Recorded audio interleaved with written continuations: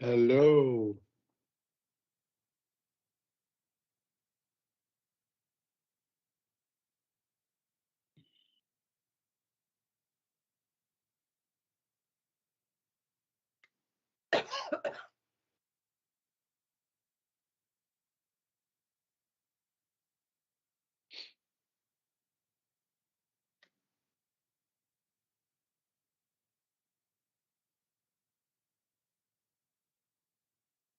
I think the boardroom sound is muted.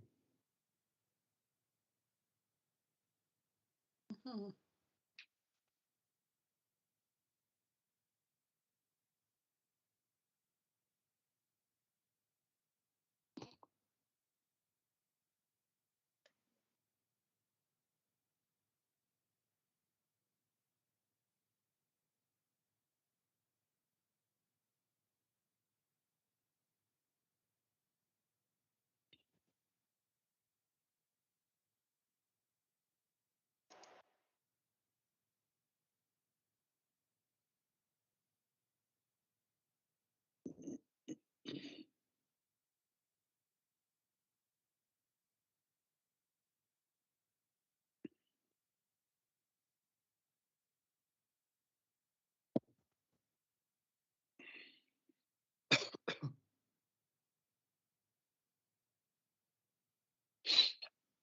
Hi, Martin. Hi, Martin.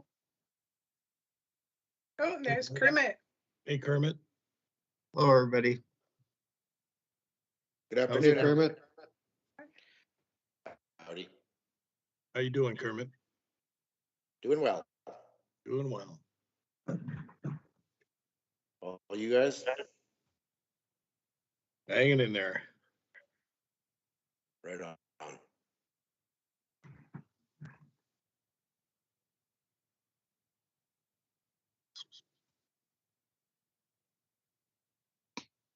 Don't want to play with us, you just say so. 1 minute warning.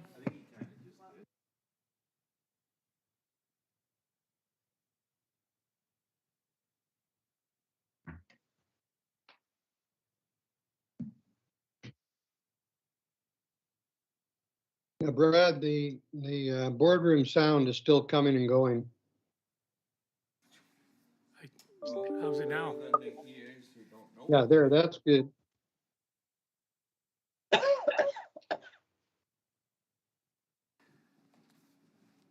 Okay, directors,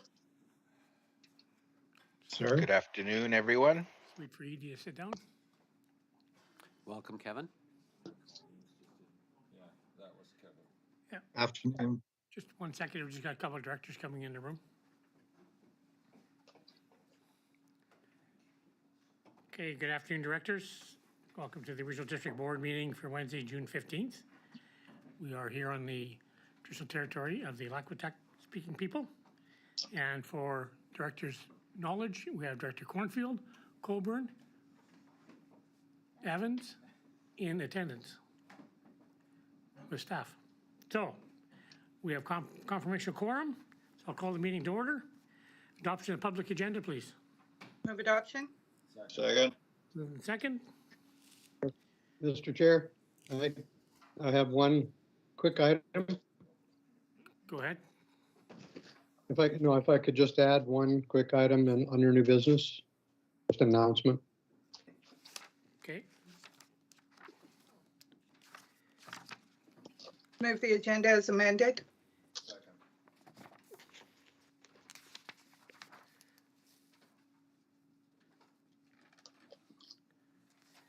Any other discussion? Second. Anyone opposed? See none carried. No petition delegations. Adopt the minutes for the May 25th meeting. Move adoption. Evans and Lee. Second. Any errors or omissions? Seeing none. Anyone opposed? Seeing none carried. Any business arising for the minutes? Seeing none. No public considerations, no notice of motion. Chair report. Just a quick verbal one. Quite a few of the mayors that are on today's meeting, we have a a Zoom meeting at 3:15, I think it is today, so I would appreciate making sure we're done by 3 o'clock. FCM, went to FCM last week, or 10 days ago, I guess is now. 1,200 delegates were there, over 2,000 spouses and trade show. Excellent few days in Regina. Mr. Trudeau was there virtually. Mr. LeBlanc spoke to us.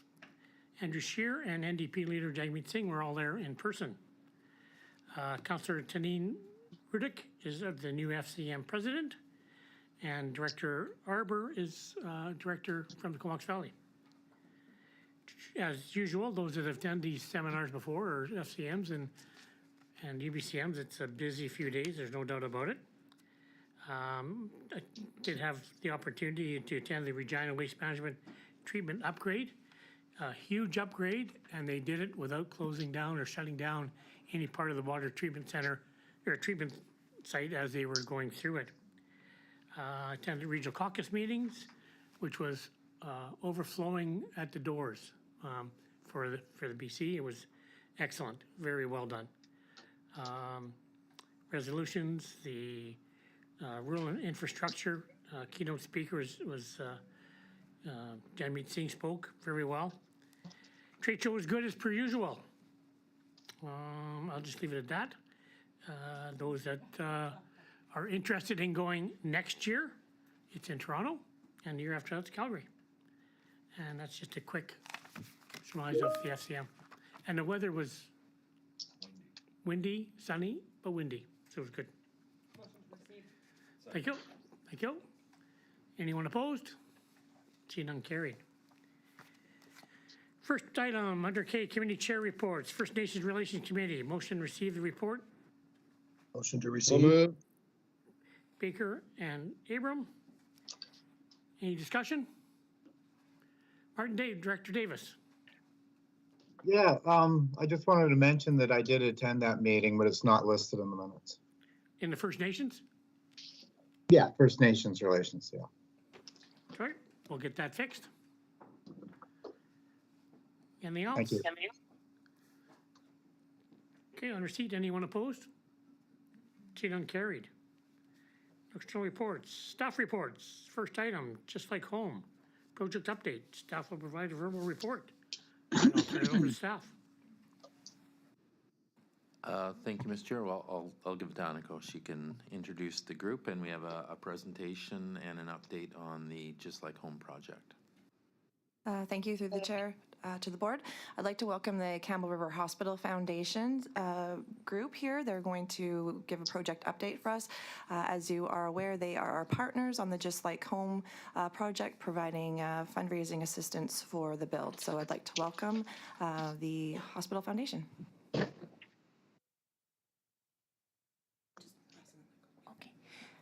Good afternoon. Thank you for having us today. My name is Stacey Marsh, and my colleagues with me are on the left, Kelty McHale and Bobby Frederick from our office. So as Aniko said, we are the fundraising partner for the Just Like Home project. And when we came on board to fundraise for this project, we knew the scope that our hospital serves. It serves 32 communities on the North Island and the North Coast. And go ahead, thank you. So we knew the need. We just didn't have any idea of how big the need was. When people travel to the hospital, either from Port Hardy or Bella Bell or anywhere else on the North Island, it's a long travel. And as you know, sometimes the weather is difficult. There's expense, and on top of already being worried about health and a loved one, that added stress can cause a lot of anxiety. We also learned that when faced with that decision to travel with those stresses, that often people don't seek medical help, and often until it's too late or something is quite advanced. So we're really proud to be involved and hope that this will make a difference to people on the North Island. Go ahead.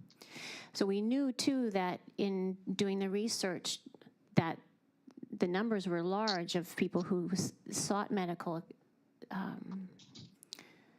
care at the hospital, but we really had no idea. I mean, our MRI, our medical imaging department does thousands of tests in a year, and what are they at the, I can't tell the colors. It's a lot. I can't tell. The blues are so close to each other. But anyway, we knew that there's a huge amount of numbers coming into each of the departments, whether it's acute care or medical imaging, endoscopy, daycare, cancer care. Just the numbers are quite staggering. Go ahead. So having loved ones and family close to somebody while they're receiving medical care helps them heal faster, gives them a sense of peace and that they're supported. And the home will offer that, but I'll also offer the ability for people to have a place to stay that's close to the hospital, that's affordable. They're not trying to find accommodation in the middle of the summer or the middle of the night. And being close to the hospital, just up behind the parkade and close to Yakulta Lodge, people will be easy to stay and see loved ones when they need to. Go ahead. So the lodge at this point is 10 rooms. They're 10, very similar to a hotel room, they're private bathrooms. Plan is to have small fridges and coffee makers in each room, so it gives people an opportunity to have some privacy and comfort. There'll be a communal kitchen, and a day area, dining room. There'll also be a day use area for people who are only in the hospital or in Campbell River for the day, but they'll be able to shower and have a place to rest. I don't know if I don't think I've missed anything. Go ahead. Pardon me. So, as I said, the foundation is raising the capital costs for the project, and the Strathcona Regional District will be managing the home and supporting all the ongoing operating costs. Go ahead. So numerous ways you can donate, and today at 5 o'clock, tomorrow, 5 o'clock is the deadline to buy tickets for a Because You Care lottery. We're closing in on $100,000. Just passed it? Oh, good. And that's going to be allocated to the Just Like Home. You can set up monthly donations. You can donate online. Give us a call at our office. We are working with a couple of community groups that are fundraising on a ongoing annual basis to be able to have a naming opportunity in the home. And we'll be meeting with community groups in the North Island, probably starting in September, that will likely do the same type of fundraising that'll be ongoing. Go ahead. Thank you. He sat in a chair long enough to get his hair cut and called himself handsome, and he was. And he died a couple of days later, just in my arms. I mean, it is part of living in the North Island that you take those chances, you have those challenges. Every time you leave town for a medical situation. The worst thing is having to be in an awful situation where somebody that you love is in a critical state and your mind is all over the place, and then you have to deal with logistical things like where are you going to stay, what are you going to eat, what money are you going to use. I mean, we weren't exactly rolling in the dough, and the hotel bill started racking up. There were no other options. David was about to start salmon fishing that next summer, and all these things go tumbling through your head, but initially it's just panic. Panic takes over.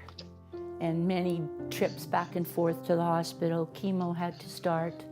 And so the journeys began of cancer treatments and tests, back and forth to Campbell River most of the time. We can't hear any Any audio hotel to will this tell you video. that you can't check in till 3 o'clock. You have to check out by 11. So if you're looking at one night, well, it depends when your procedure is at the hospital. And sometimes to save a little bit of money, you take the chance of driving all the way back here.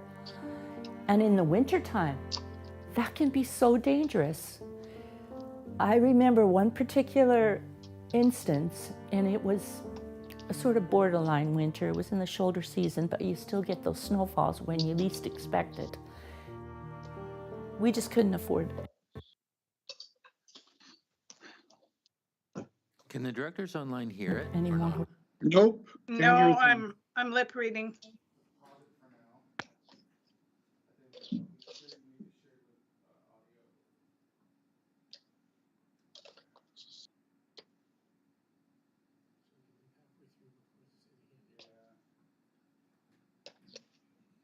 Edith?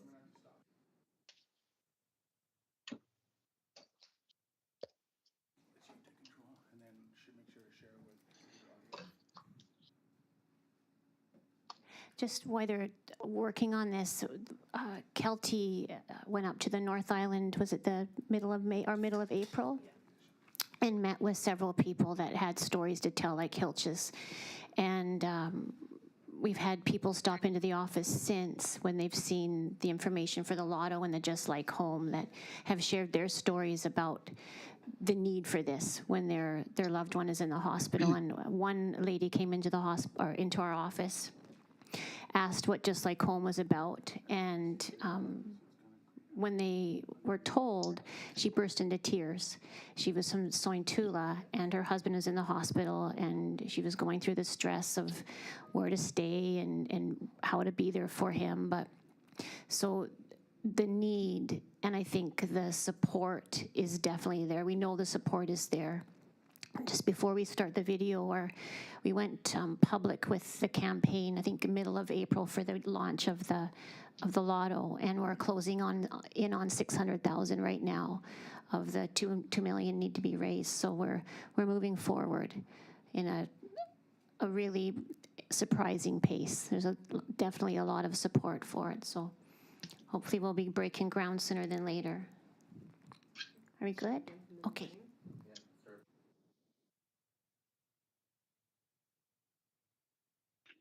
He sat in a chair long enough to get his hair cut and called himself handsome, Directors, you can and he hear that? was. Yes. And he died a couple of days later, just in my arms. I mean, it is part of living in the North Island that you take those chances, you have those challenges. Every time you leave town for a medical situation. The worst thing is having to be in an awful situation where somebody that you love is in a critical state and your mind is all over the place, and then you have to deal with logistical things like where are you going to stay, what are you going to eat, what money are you going to use. I mean, we weren't exactly rolling in the dough, and the hotel bill started racking up. There were no other options. David was about to start salmon fishing that next summer, and all these things go tumbling through your head, but initially it's just panic. Panic takes over. And many trips back and forth to the hospital, chemo had to start. And so the journeys began of cancer treatments and tests, back and forth to Campbell River most of the time. Any hotel will tell you that you can't check in till 3 o'clock. You have to check out by 11. So if you're looking at one night, well, it depends when your procedure is at the hospital. And sometimes to save a little bit of money, you take the chance of driving all the way back here. And in the wintertime, that can be so dangerous. I remember one particular instance, and it was a sort of borderline winter. It was in the shoulder season, but you still get those snowfalls when you least expect it. We just couldn't afford any more hotels that week. Anyway, we got past Sayward and we hit a snowstorm on the way home that day. It was so bad, the snow came down so fast and it got dark. I've never been so scared in all my life, and I turned to David and I said, we are never ever going to go through this again. I don't care how much money it cost us. We are never going to leave that hotel or leave that hospital and drive home again when it's this late at this time of the year. There were times when David was hospitalized that I had to just leave him there because I couldn't afford to stay. So I had to drive back to Port McNeill, wait a few days until I could come back again for another couple of days. On his birthday, what would have been his birthday this last February 15th, I got a letter from Kelsey saying what you guys were doing to create a place for North Island people to stay at while they were getting treatment at Campbell River Hospital. It would have meant a lot to him. Another place to kind of call home, a temporary home, instead of a hotel room. There's a lot of people that are going to be happy.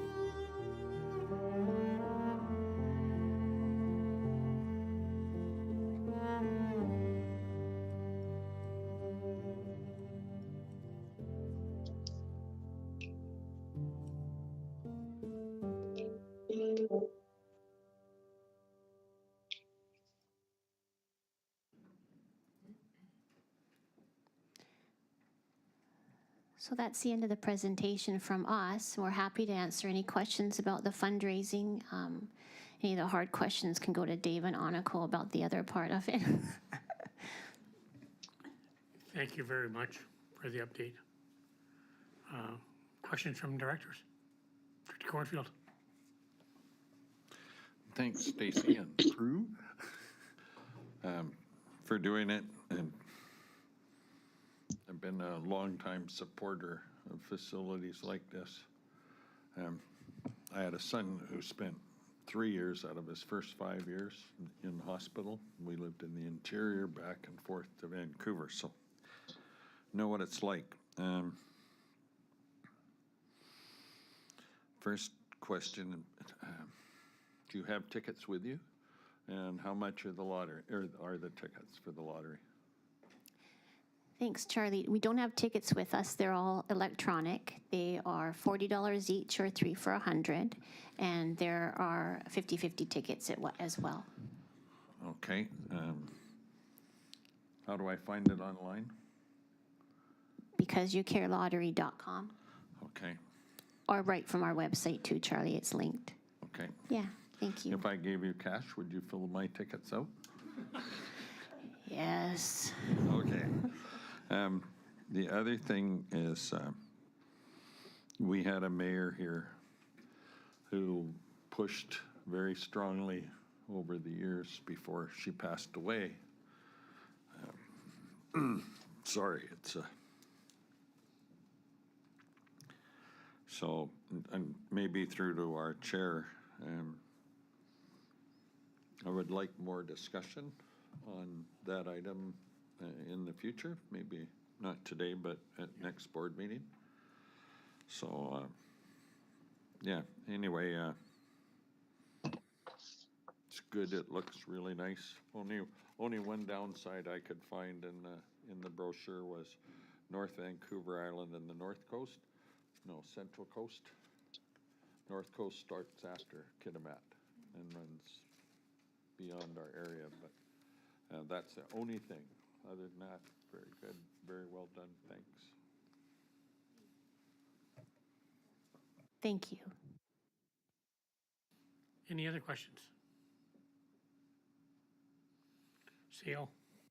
Maybe, I don't know if anyone had any other questions, but just again, a bit of a project update. So the land, we have secured the land tenure from Island Health, so the land is there, the land is serviced.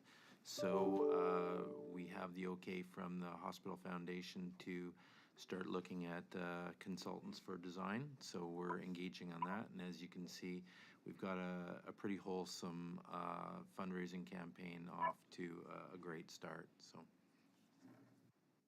Thank you, CEO. I've got Director Evans and then Director Jules. Director Evans. Thank you, and congratulations on the success that you've already achieved to date. 600K is a great way towards your $2 million goal. I just want to share with you how excited I am to see this facility coming into our community. It's a safe harbor away from home for people. We heard from the powerful story from that family. And it is a unique challenge that we have here on the island when families have to travel, and we heard all about the safety issues and again, just a really powerful story. I just wanted to share with you, I know the impact that Kolayu House has had for North Island families, and I know that the difference it's made to remove the stress in a very stressful situation has been, again, incredible in a very short time. So I just can't wait until our community can celebrate Home Away from Home. I want to make sure that I give the right name, Just Like Home. I apologize. I think that's really important that we get the name right. And I know that along the way, fundraising is important just for individuals as well and organizations, and that may already be part of the funding. But I wanted to ask, are we able to promote, write a banner on our SRD website, highlight this project? Is there a way for us to do that so people can do direct link? If it is, I just think it'd be easier for us to be able to refer as well through the website for anyone that's interested. We certainly will share this, but wish you the greatest success. And thank you for what's going to be an incredible difference for families in our community. Thank you. Thank you. And Director Jules. Yes, thank you. Can you hear me okay? Yes, good to go. Good. Okay, good. Thank you. Yeah, I just wanted to thank you for the presentation. I mean, I'm from my home is Cayucit, and you know, we're a remote fly-in or boat-in community, and you know, I've had times where my late grandmother was due to have to be sent out on an emergency, even during hurricane force winds, and we're dealing with all the weather from the snow and everything, you know, when helicopters couldn't make it in, and she had to boat all the way to Fair Harbor and then take the gravel road from there on all the way to either Port McNeill or Campbell River, depending on the emergency and the situation. But I mean, this is something that would greatly benefit people from our nation, because you know it is hard, because we have hour and a half of gravel road and another hour and a half of highway to deal with, and that's just one way, and that's not including the 45-minute boat ride as well, depending on the weather. So I think something like this is just amazing, and I just wanted to thank you for sharing this story, because you know it truly hits home, and it hits right to the heart, right to the feelings. So thank you for that presentation. Thank you. Thank you, Director Jules.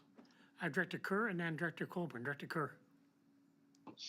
Chair, and thank you, Stacy, for you and the foundation for stepping up and doing the fundraising and doing the work on this Home Away from Home concept.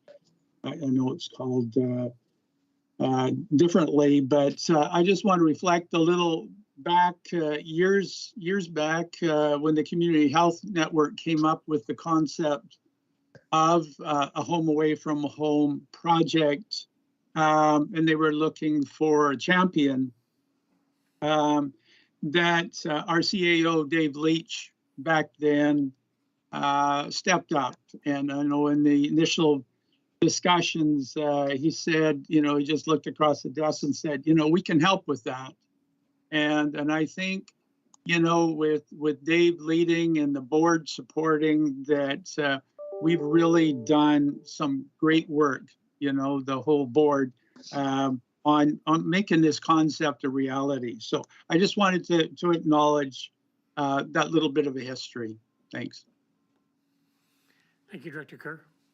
And Director Colburn. Thanks. I just wanted to speak about a portion of this that I really didn't have any clue about before today, and just the fact that you're fundraising for this, and it's recognizing the diverse needs of the area and the users. The day use area and day use shower, I think, is a really fantastic concept for people from the north who possibly don't have an overnight, who have been rushed out in an emergency situation, have wound up in Campbell River with no wallet, no shoes sometimes, and have been released from the hospital in the middle of the night. And so I just appreciate the recognition of the diverse needs of this area and that you're honoring them, and thank you for your fundraising efforts. It's so appreciated and so needed here. Thank you, Director. And Director Adams, you had your hand up? Thank you, Chair. I just want to remind everybody, just a fantastic project. It's been great to be involved in this right from the get-go. But mark your calendars for June 23rd from 6 a.m. to 6 p.m. Both radio stations in the Campbell River area will be doing the second annual radiothon for Qualau House, and it's called When Pigs Fly. So listen into the radio stations and donate and continue to support a great asset for the North Island. Thank you. Thank you, Director Adams. I don't see any further hands up. So I just want to, again, Stacy and the crew, thank you very much for the update.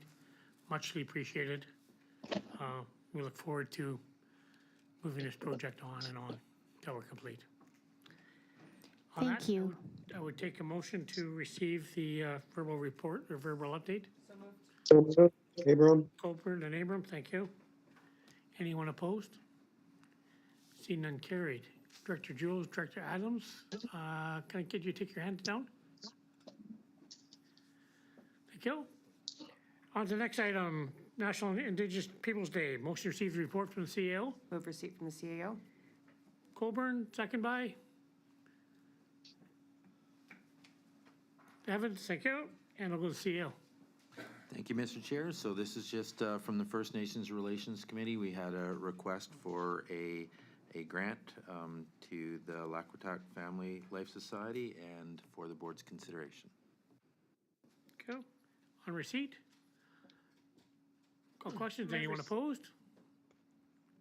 See none carried.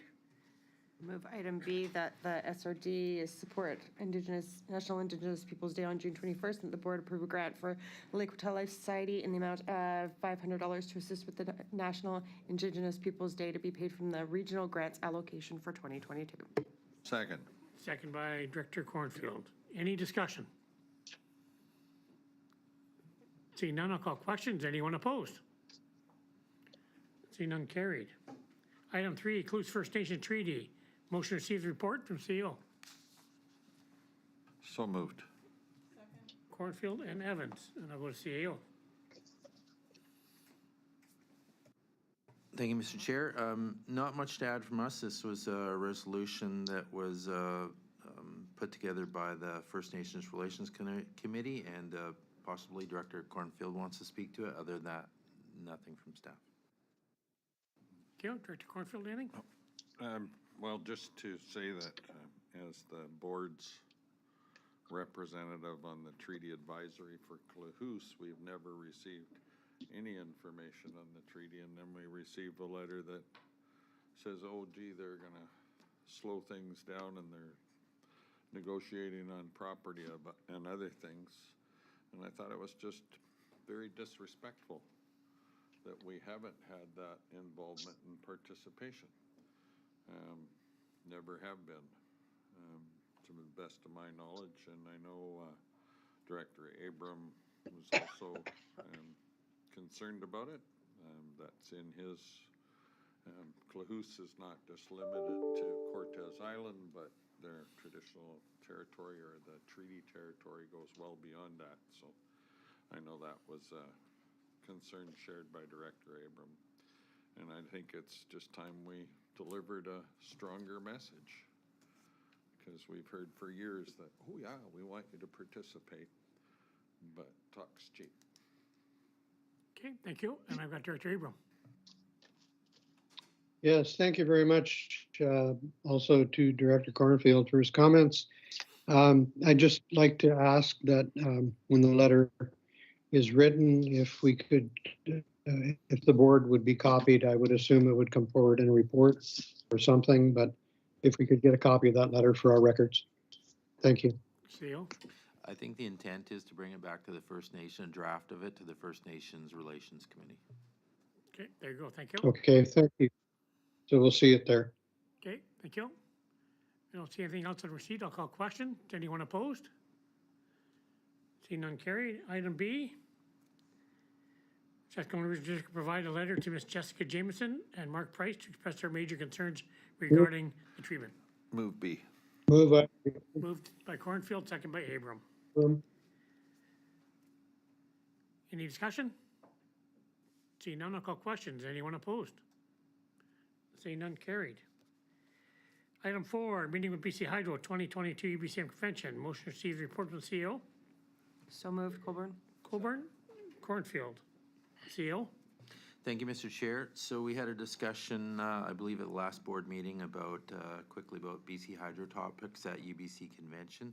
BC Hydro has asked for input on some topics that we'd like to discuss. And the only thing I'd like to add here is that the munis themselves will have opportunity to bring up their issues. I know there was a few directors that brought up topics that they were likely going to discuss with Hydro at UBCMs themselves. So there was some discussion about what, I guess, regional or electoral area topics we might want to focus on. So I'd suggest if it's a topic that you're going to represent in your area, there's not a whole lot of sense in duplicating it, or maybe there is, but the intent was to maybe look at electoral area or regionally what topics we'd like to bring up, put on the list for Hydro, and we've provided a little bit of background based on some of the discussion we had at the last meeting. Thank you. And Director Davis. Yeah, thank you, Chair. One of the things I'd like to see come forward, I think at the regional district level, is a push for more EV charging stations across the region.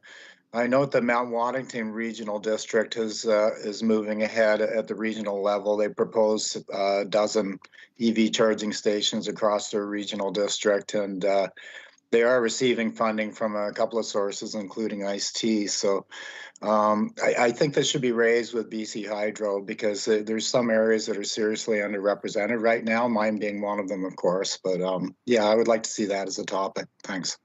Cool. Director Anderson. Thank you. Perhaps just a little bit more detail on the first bullet point here, the power line right-of-way maintenance. I'm interested more in sort of overall systems resiliency. My understanding on Cortez is that there's just too much load for the current infrastructure they have. So it's not just maintenance, but how are they planning for increased load as population increases, as heat pumps come on, as people have electric vehicle charging stations in their homes, et cetera. Yeah, that's a really important one here, and increasingly so. It seems like there's just brownouts that seem to really be about the lack of the capacity of the system to manage the load, as opposed to any maintenance thing specifically. And then the other matter I wanted to address, which might be more provincial government rather than BC Hydro, but it's come to my attention, and I've not dug into this a bunch yet, but it's come to my attention that small little neighborhood electricity sharing, if you will, is not permitted. So if somebody has a big solar panel array, they can't share power with their neighbor. You're not allowed to share power across lot lines, is what I have come to understand. And I think that as we were looking to climate mitigation and community resiliency, is a really critical One, to try to understand who holds the decision-making authority on that and how can we start to find exemptions where little neighborhoods can indeed share microgrids. So if that's something that can just be brought up and perhaps we get redirected, but so be it. It's certainly increasingly on my community's radar. Thank you. Okay, thank you, Director Johnson. And Director Abram. Yes, thank you, Mr. Chair. And a few years ago, BC Hydro had a very aggressive line clearing program going where they were going through and taking out all of the possible problem trees along the lines in the rural areas especially. And they seem to have sort of backed off from that now, like they did it and now they're done. They're not done. Trees grow back. And, you know, I think it would be good if they were to re-embark upon that program.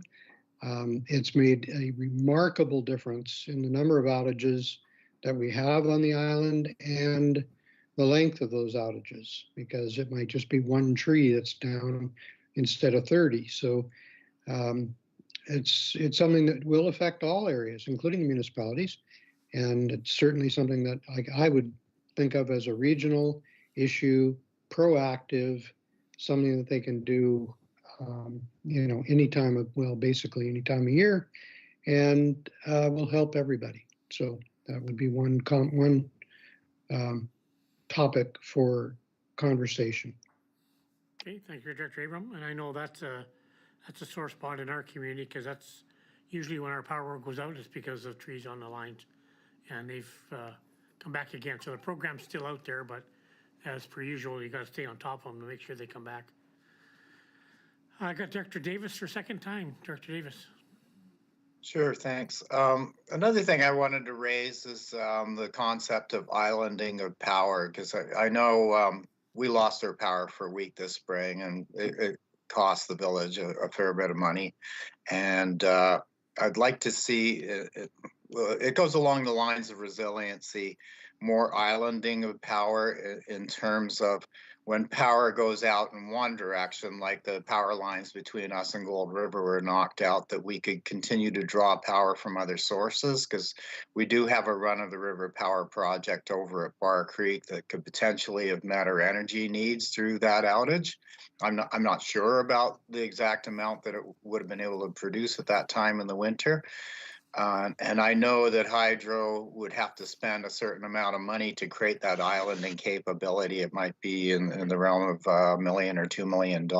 But the more they can do that, the more they can increase resiliency when certain parts of the grid are knocked out, so that we don't have, you know, entire regions of the grid left out for a week because there's no other way of dealing with it. So I just thought I'd like to put that on the list too. Thanks. Thank you, Director Davis. And Director Cornfield? I had 3 items.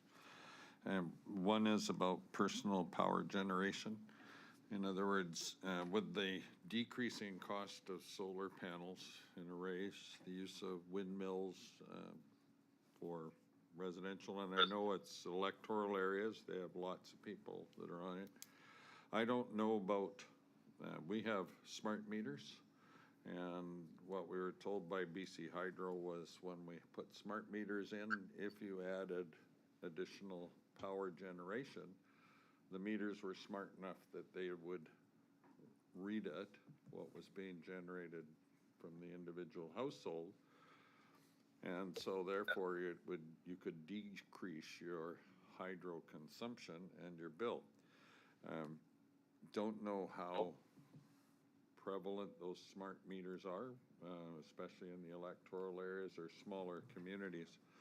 But I think, you know, when we talk about power self-sufficiency or power security, that's one area that could be looked at. And I know there's a number of homes on Upper Campbell Lake as an example where there is no power, and so they generate their own. The other one was power security or self-sufficiency. So the island is not self-sufficient in power.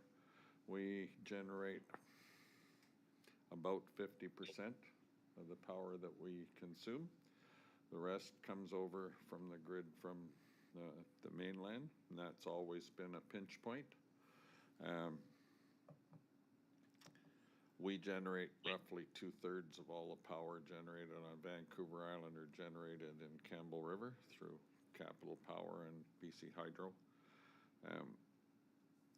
I used to sit on an AVICC committee that was looking at how do we get self-sufficiency in power on the island, and I think that needs to be discussed with Hydro again.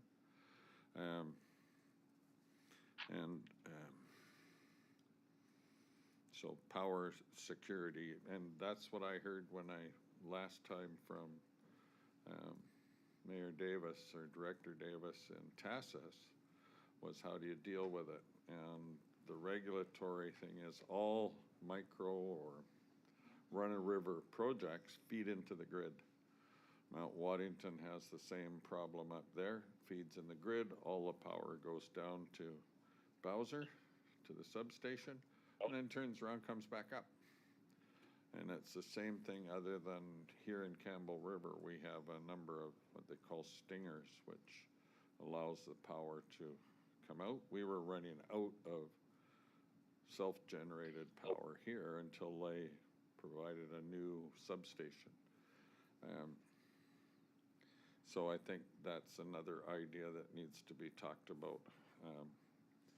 And I think that's what Martin was referring to. He talked about Bar Creek. There's also the one at Zabalas Lake, which feeds all the way through, goes through TASIS, comes all the way down in the grid, and then has to turn around and go back. So I think those two. And for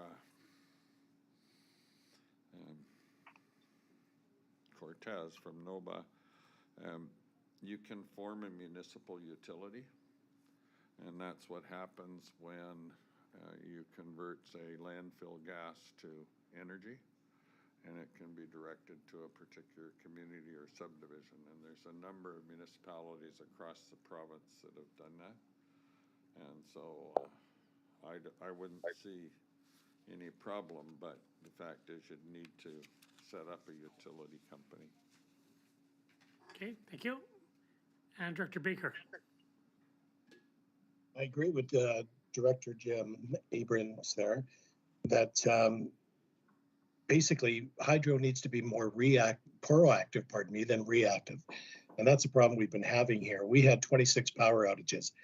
None of them lasted a week, but we did have some days in there. So if hydro can be a little bit more proactive and actually take down those trees or back the trees away from the line, that could eliminate a lot of the issues that we do have. So this is something that we're going to bring as a municipality to Hydro when we meet with them at UBCM. And it would be great to have the backing also of other communities and the SRD on that. So I think it's important for all of us to speak the same message.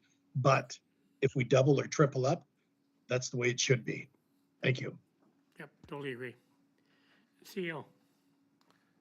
Thank you, Mr. Chair. So if there's no other input, what I've got on my scorecard is EV charging stations, tree maintenance, and I don't know if there's a consolidation between Director Davis, Anderson, and Cornfield, but I've kind of got managing increasing demand for power in rural areas, power security, self-sufficiency, and islanding of power.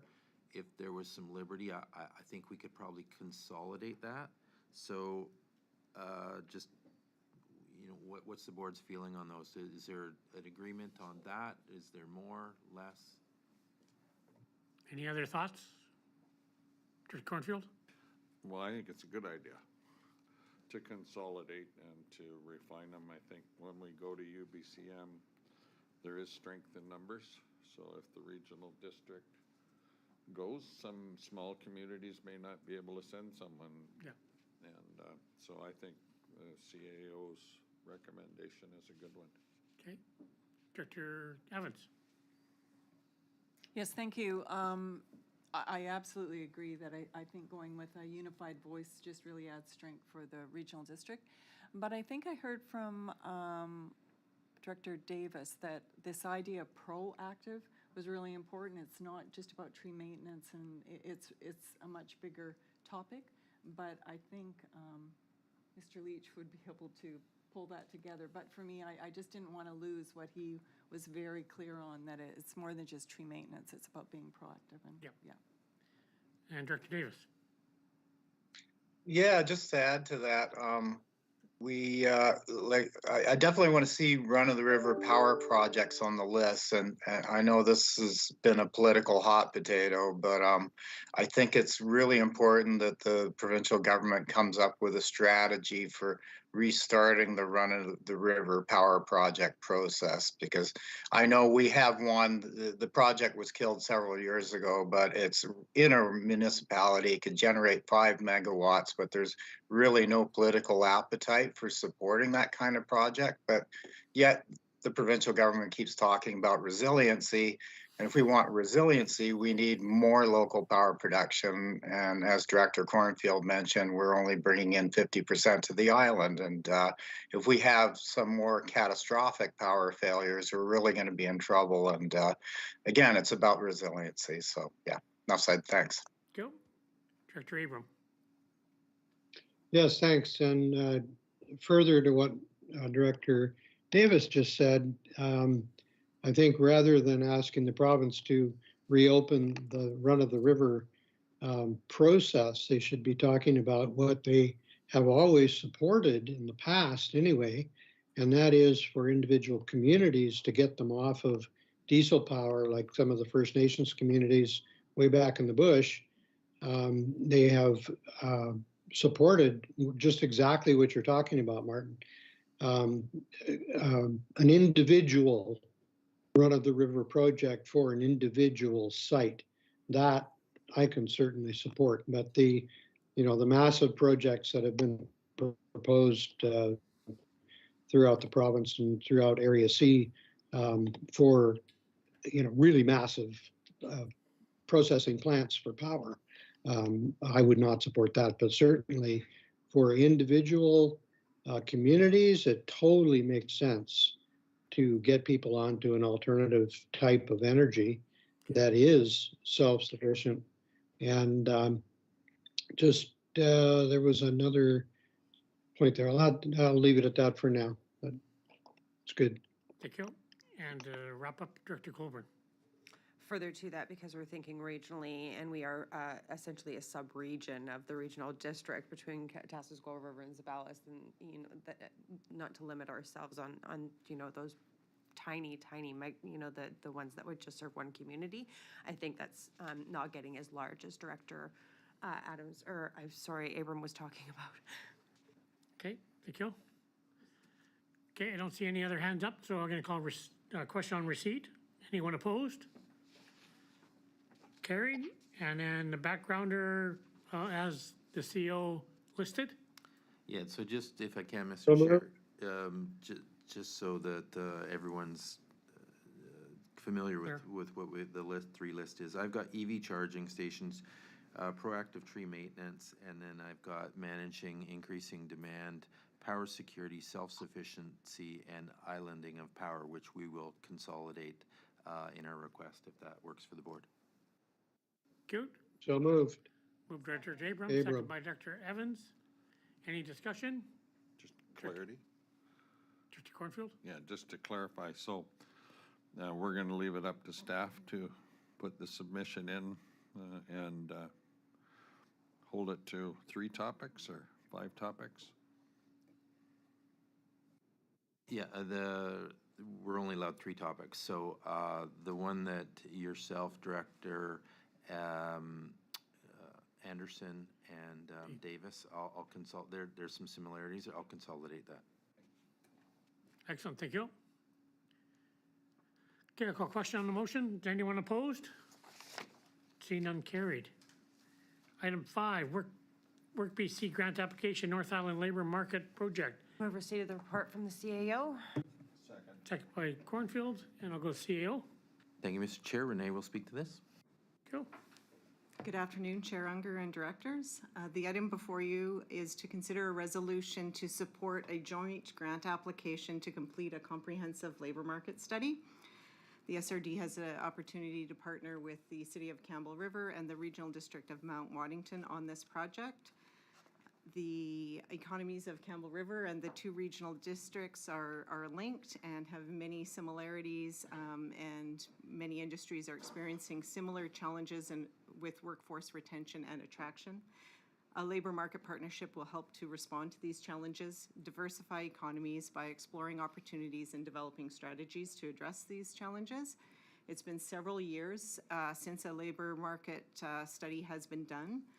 An initial meeting with stakeholders from local government, provincial government, employment service providers, and several industry partners validated the need for such a project. The Work BC Community and Employer Partnerships Program is accepting applications to support projects that address employment and labor market issues. The Work BC grant will cover the cost of the project. If the grant is not successful, the project would not proceed unless alternative funding was secured. The contribution of the SRD would be through staff participation and a small amount for engagement activities with the existing strategic initiatives budget.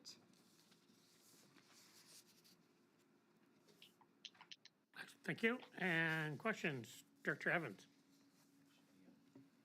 Thank you, and I'm really excited to see this grant opportunity come forward. As you mentioned in your report, I think the North Island industries are so interlinked, and we just had a presentation yesterday, a quarterly presentation from the forestry and aquaculture industry, and access to workforce is one of their top challenges. The aging workforce was one of the indicators that they had mentioned. But I think having access to data is another one because our communities have changed so much. So I hearken back to the comment around it's been a while since a labor market data collection report has been done. I did the last one. And that one still is on NIAF's website, and I did that in 2011. So when we think about having access to relevant data to demonstrate how our communities are changing and being able to share that with employers, I think this is just a key step forward for economic development across the region. So I wish you great success with the grant. Thank you, Director Evans. And Director Anderson. Thank you. And the last speaker might have just answered, at least in good part, my question, and that was simply what do we intend to do with the study once received? Would the regional district then take some kind of leadership role in this sector, or is this simply data gathering to be able to share with industry partners? What's the purpose of the outcome? Seal? Well, I think the purpose is one to share with our other partners and the community.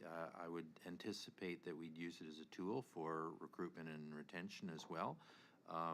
It's a pretty wholesome study. I think there's going to be a lot of information in there, and we'll wait and see what we get to decide ultimately what we're going to do with it. But I think it is a tool we'll use for not only us, but all the municipalities and business industry of what we're going to do about recruitment, retention, and the workforce looking forward. Okay, thank you, Seal. I don't see any further hands up, so I'm going to call question on receipt. Anyone opposed? See none carried. Item B is the Strathcona Regional District endorse application to Work BC for the funding. Evans and Colburn. I do that on purpose. Call questions. Anyone opposed? Carried. Item 6. Connected Coast Annual Reporting Requirements. Motion received the report from the CEO. Move received. Dr. Evans, second by? Second, Colburn. Director Colburn. CEO. Thank you, Mr. Chair. Renee will speak to this one as well. Hello, this item is before you to consider shareholder resolutions for the annual BC Corporations filing requirements for the Strathcona Connected Coast Network Corporation. As the single shareholder for the corporation, the consent resolutions reflect the business that the corporation has approved in the last year, and the consent resolutions can be approved in lieu of a general meeting because the SRD is the single shareholder. The resolutions in Exhibit 1 are reflective of the appointments and approvals made as of April 15th, 2022. This is primarily housekeeping for the corporation's annual reporting. Thank you, Renee. Any discussion? Question on receipt? Anyone opposed? Seeing none carried. Item B, that the resolutions of the shareholders of the Strathcona Connected Coast Network Corporation attached as Exhibit 1, the June 10th, 2022 report from the CEO be adopted. So moved. Colburn. Second. Colburn and Cornfield. Thank you. Any discussion? Call questions. Anyone opposed? Seeing none carried. Item 7, 2022 UBCM Convention Minstrel Meetings. Motion to receive the report from CEO. Motion to receive, Abram. Abram, second. Second. Cornfield and the CEO. Thank you, Mr. Chair. So for the upcoming UBCM, as typical, we get requests from the province that we need to make special requests for municipal affairs and the premier.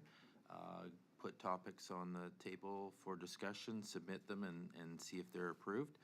I think we probably have a 500 batting average in the past. I don't think we've ever got a meeting with the premier, but certainly municipal affairs we've done reasonably well.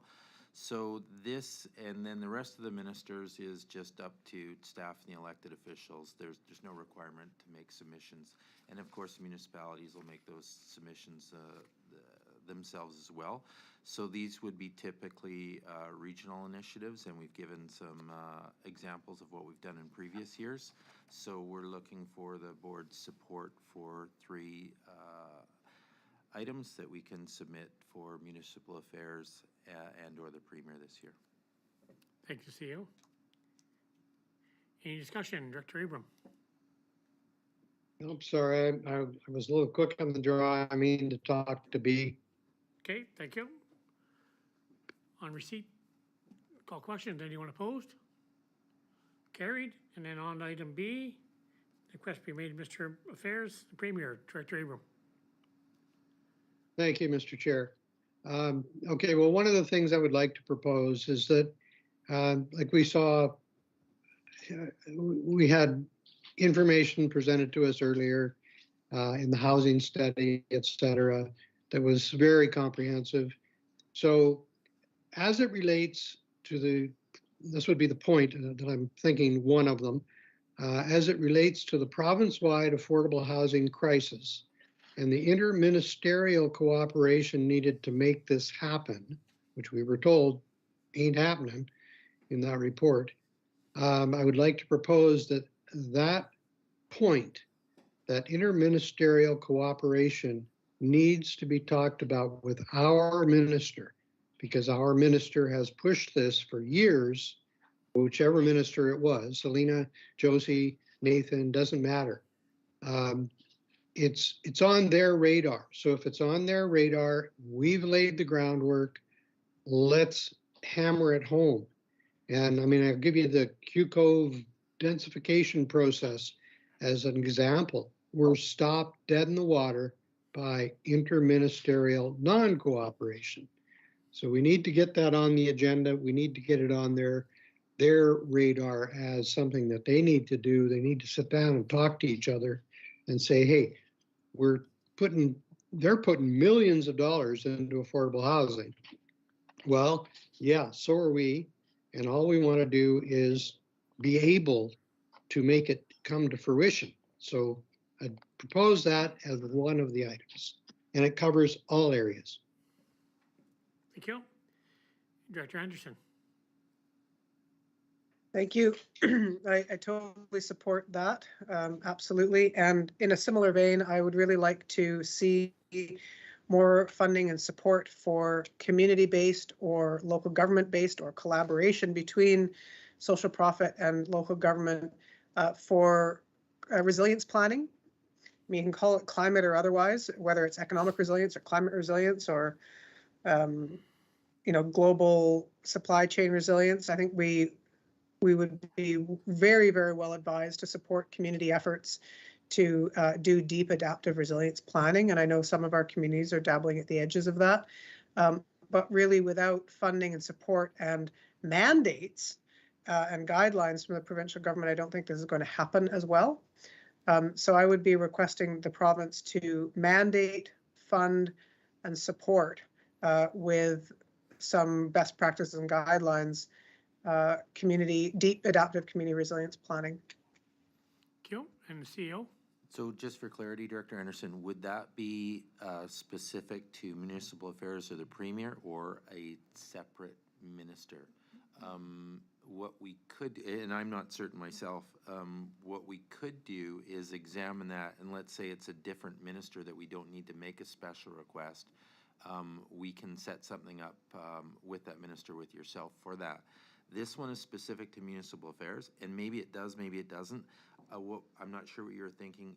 Does that fall under municipal affairs, or is that something you'd like to make a meeting with the premier with? I'm just not certain.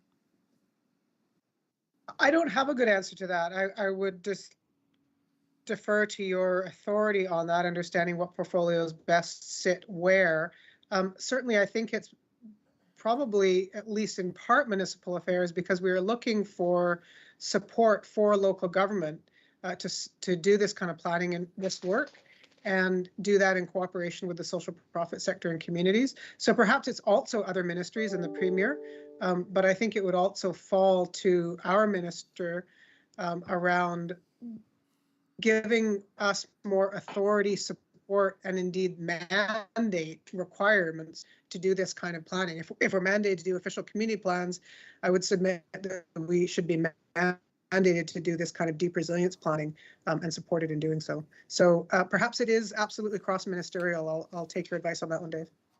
Okay, so that's fair enough. So we'll see what else we have on the list, and I think I'll do two things anyways. One, see what minister that falls under specifically. Let's say it falls under a different minister. That'll be an easy meeting to make and a discussion to have. And if it's municipal affairs as well, we'll possibly put it on there. Okay. Do I have any other first timers on there? Director Abram for a second time. Any other first timers? Okay, I'm going to just give me some latitude here. I'd like to throw something out to the board as a request to the premier. And I'd like to sit down and have a meeting with him and discuss the North Island and their forestry concerns and their agriculture concerns. Whether or not we could get a meeting with them or not, I'd like to try. Director Abram. Thank you, Mr. Chair. Yeah, I'll be real quick. I think, I can support Dave's direction on what he just talked about concerning Director Anderson's comments. I can also support her comments. This is interministerial, and it would fall right in with the interministerial one that I talked about. It very definitely, I think, would have some aspects of it contained within the mandate of municipal affairs. And that would be along the lines of what Director Anderson said, mandates, et cetera. And just like, they are doing things like mandating and building codes, et cetera, they can also mandate in this. And I think we should go for both, Dave, if, even the premier and whatever other ministers you feel would fit the bill. But I think we should also be talking to our minister so it doesn't seem like we're going over his head to some other minister dealing with something that is actually part of his portfolio. So I think, going both directions is a good way. Thank you. And Director Anderson. Just speaking briefly to what the chair said around forestry and aquaculture, I think the board has a very, very diverse perspective on the forestry sector. I'll leave aquaculture out of it for the moment. And I know a lot of the discussions sort of around the board, around the truckers, protests, et cetera, I remain silent on, because we as elected officials can have different opinions, and that's fine. But if we're going to the premier, we'd have to take a really hard look at what is the board's position on these things, because I expect I would land in a pretty different place from others. And I would expect that we would need to come with some level of, not unanimity, but majority will in what that messaging was going to be. Yeah, I'll leave it there. Thanks. Okay, thank you. Any further hands? Seeing none, so CO, what have you got written down? So, Mr. Chair, I have got the interministerial coordination. I have the community-based social nonprofit resiliency planning and the North Island forestry concerns. Now, that's great. That's 3 items. What typically we have is, in the past anyways, we've had projects that we've been working on for some time, and we have a substantial amount of material and board support on. These are all kind of new, which is fine. What I think we'll do then, if the board sits on these items that we submit, then we'll bring at the next board meeting or 2 some reporting on it to get, as Director Anderson said, some consistency of messaging, because we just don't have a lot on this. And so if the board supports these 3 items, I think we'll bring back a report on, what's our stance, what's our messaging, what are we going to talk about and ask. Okay, thank you. Any further discussion?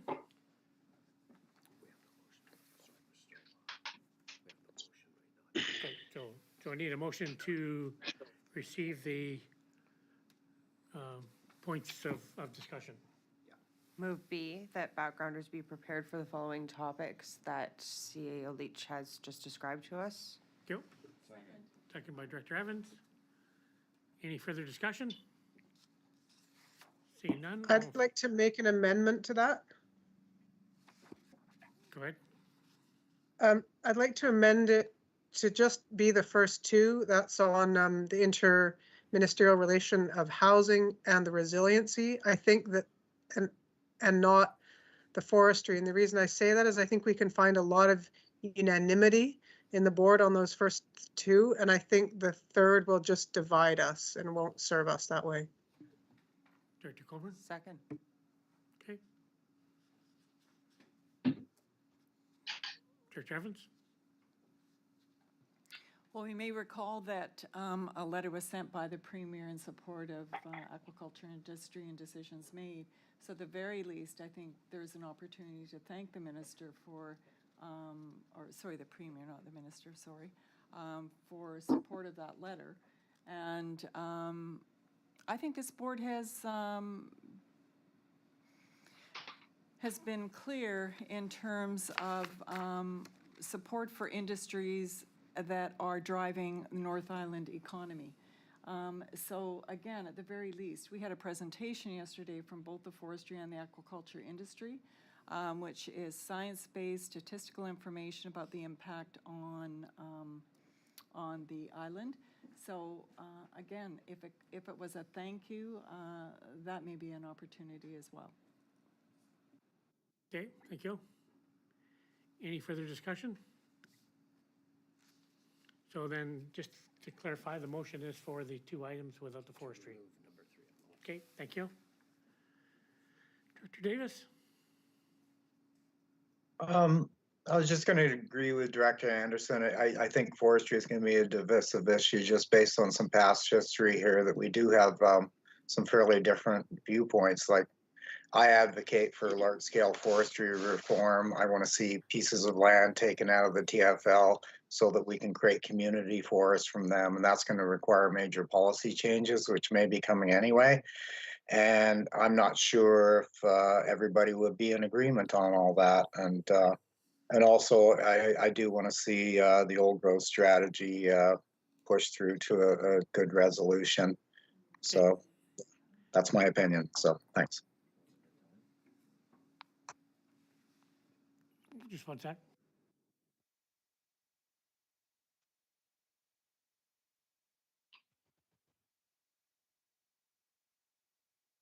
Okay. Director Cornfield. So speaking on the motion, I won't support a motion that doesn't address forestry, whether it is in favor or in opposition, but this board is made up of many different communities and many different residents, and it's important that we reference all of them and don't back away. So if this motion carries forward without the inclusion of forestry as requested by our chair, I will not support it. Thank you. Director Lee. Thank you, Mr. Chair. I know what these meetings are like. You get 15 minutes. You can't solve the world's problems in 5 minutes on each topic, especially ambitious topics. And I just would like to hear an answer to one question about our grant applications that we've already put in for Strathcona Gardens and for Airdie's Universal Metering Project. We've been waiting for, what, 2 years now? He could answer that in 5 seconds if somebody asked him. So I think that that's the kind of issue that we need to bring up at UBCM, because the world's problems aren't going to be solved in 5 minutes. But I would like to see that just somebody ask the ministerial staff what is going on with our grant applications. Okay, CEO. Mr. Chair, so as we've advised in the past, we're in constant communication with municipal affairs on our grant applications. Wolf is in the process of actually submitting the latest one by the end of this month to municipal affairs for rec rate. So for 2 weeks we don't have a rec rate application in, and certainly when we submit it, they won't have an answer by September. And again, we're talking with municipal affairs constantly on announcement dates for the latest program that we have Area D water meters in, and you just don't get an answer. They say either fall of this year or spring of 2023. There's just, I mean, we talk to these people frequently, and you're not getting anything more out of that. So certainly the board can make it a topic at these meetings, but again, I don't think you have to request staff to inquire any further through the programs. Our motivation and incentive is to high to be successful in these, and it's on the top of our radar all the time.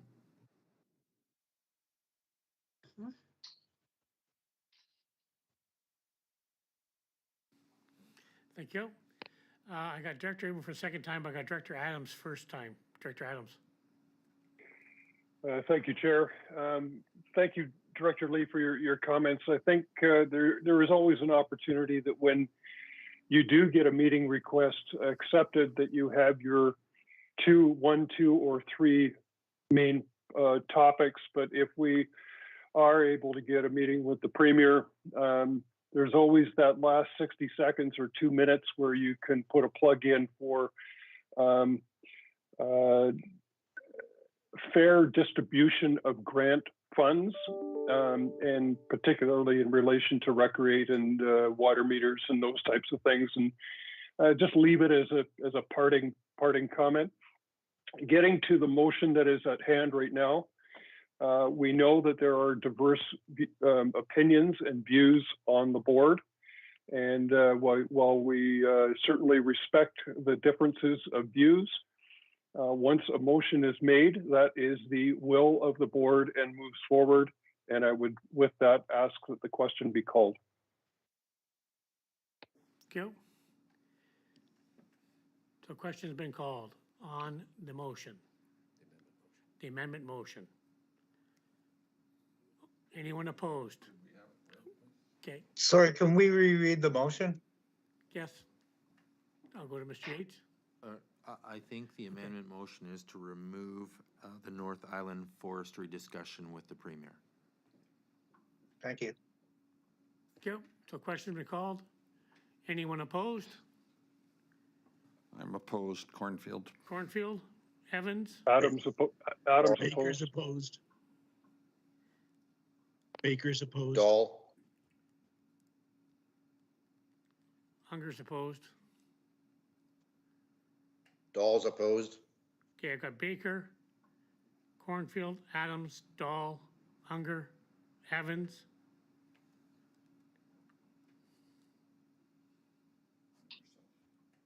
I got myself down already. Six opposed? 14. Motion's carried. Kel?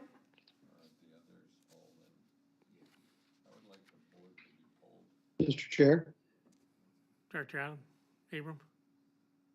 Yeah, just if I just make one comment, just because that got removed doesn't mean that we can't be going to the ministry that deals with forestry Well, it and making a does. presentation. You can't go And talk on behalf of the Dave, board. Yeah, it does. no, so I meant because Dave had said that we can always make separate meetings with other ministers. That's all I was suggesting. So it doesn't eliminate it, just removes, it just moves it, that's all. I We disagree. call the question on the amended motion. We already did, it's done, it's carried. I would request polling of the board. Point of order, I believe we voted on the amendment. My request was to vote on the amended motion. So we voted on the amendment motion, and that was to remove the North Island Forestry as a topic. So now I believe we're back to the main motion, but Director Cornfield is asked to poll the board. Director Cornfield has asked for a poll vote. On the amended motion. The main motion is just the two items. On the amended motion, we're gonna poll vote. Yes, on the amendment only. Okay? Everybody clear? This is on the motion that you just called was defeated. Do you want to call that again? Is that correct? No. No, We're polling the board for the vote. On the amendment Correct. that you just said was defeated. I'm just clarifying, you're wanting to do that vote again.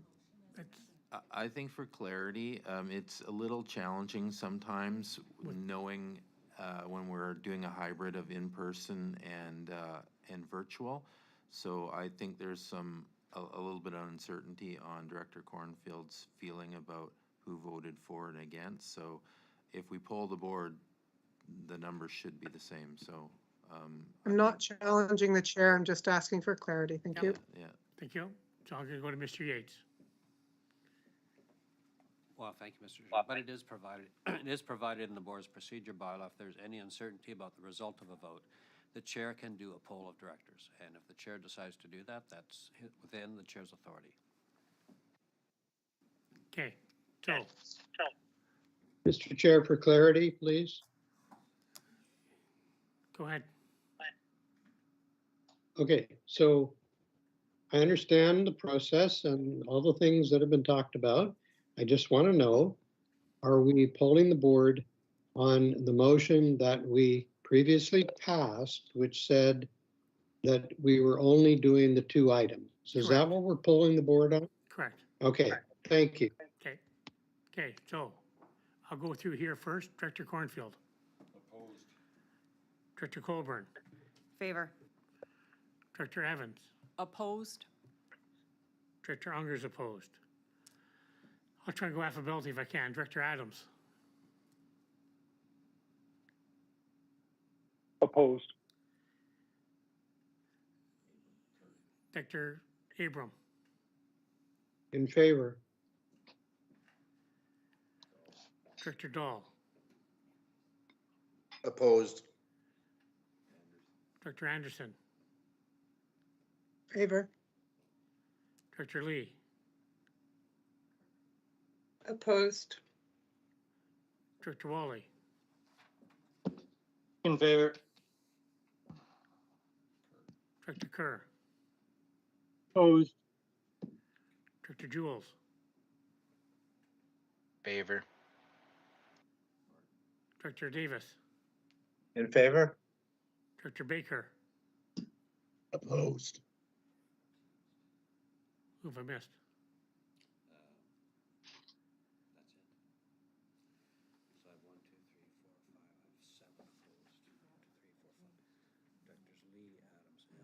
Kerr, Cornfield, Unger, and Kermit opposed. So it's 7 opposed, so it defeats the motion. Motion is defeated. Okay, So it, now the okay, main motion.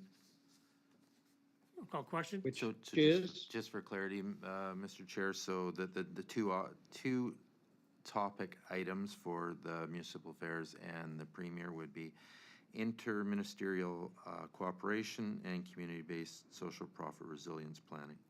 Mr. Chair, I believe you called the amendment motion failed. That means there are still 3 items in the list. Yes. We're back to the original. So you're back to the original motion with forestry, with the forestry included. Question recalled. Anyone opposed? Director Anderson, you have hand up, sorry? Just for clarity, I think the interministerial matter that Director Abram brought up was really around housing. It was the need for interministerial cooperation around housing. Thank you. Okay, thank you. Question on the motion. Anyone opposed?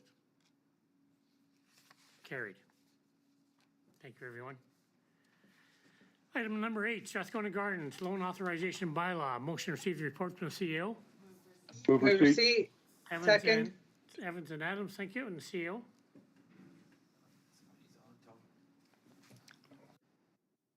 Thank you, Mr. Chair. So, as I just mentioned a few minutes ago, we're going to have a grant submission for Strathcona Gardens, the Recreate project. To support the previous applications, we've brought third reading of the bylaw to the board to show that we're advanced, we're serious, we have the resources for the application that we're submitting. So there's a combination in this application of our own funds, money that we're going to borrow, and money that we're hoping to get from the grant provider.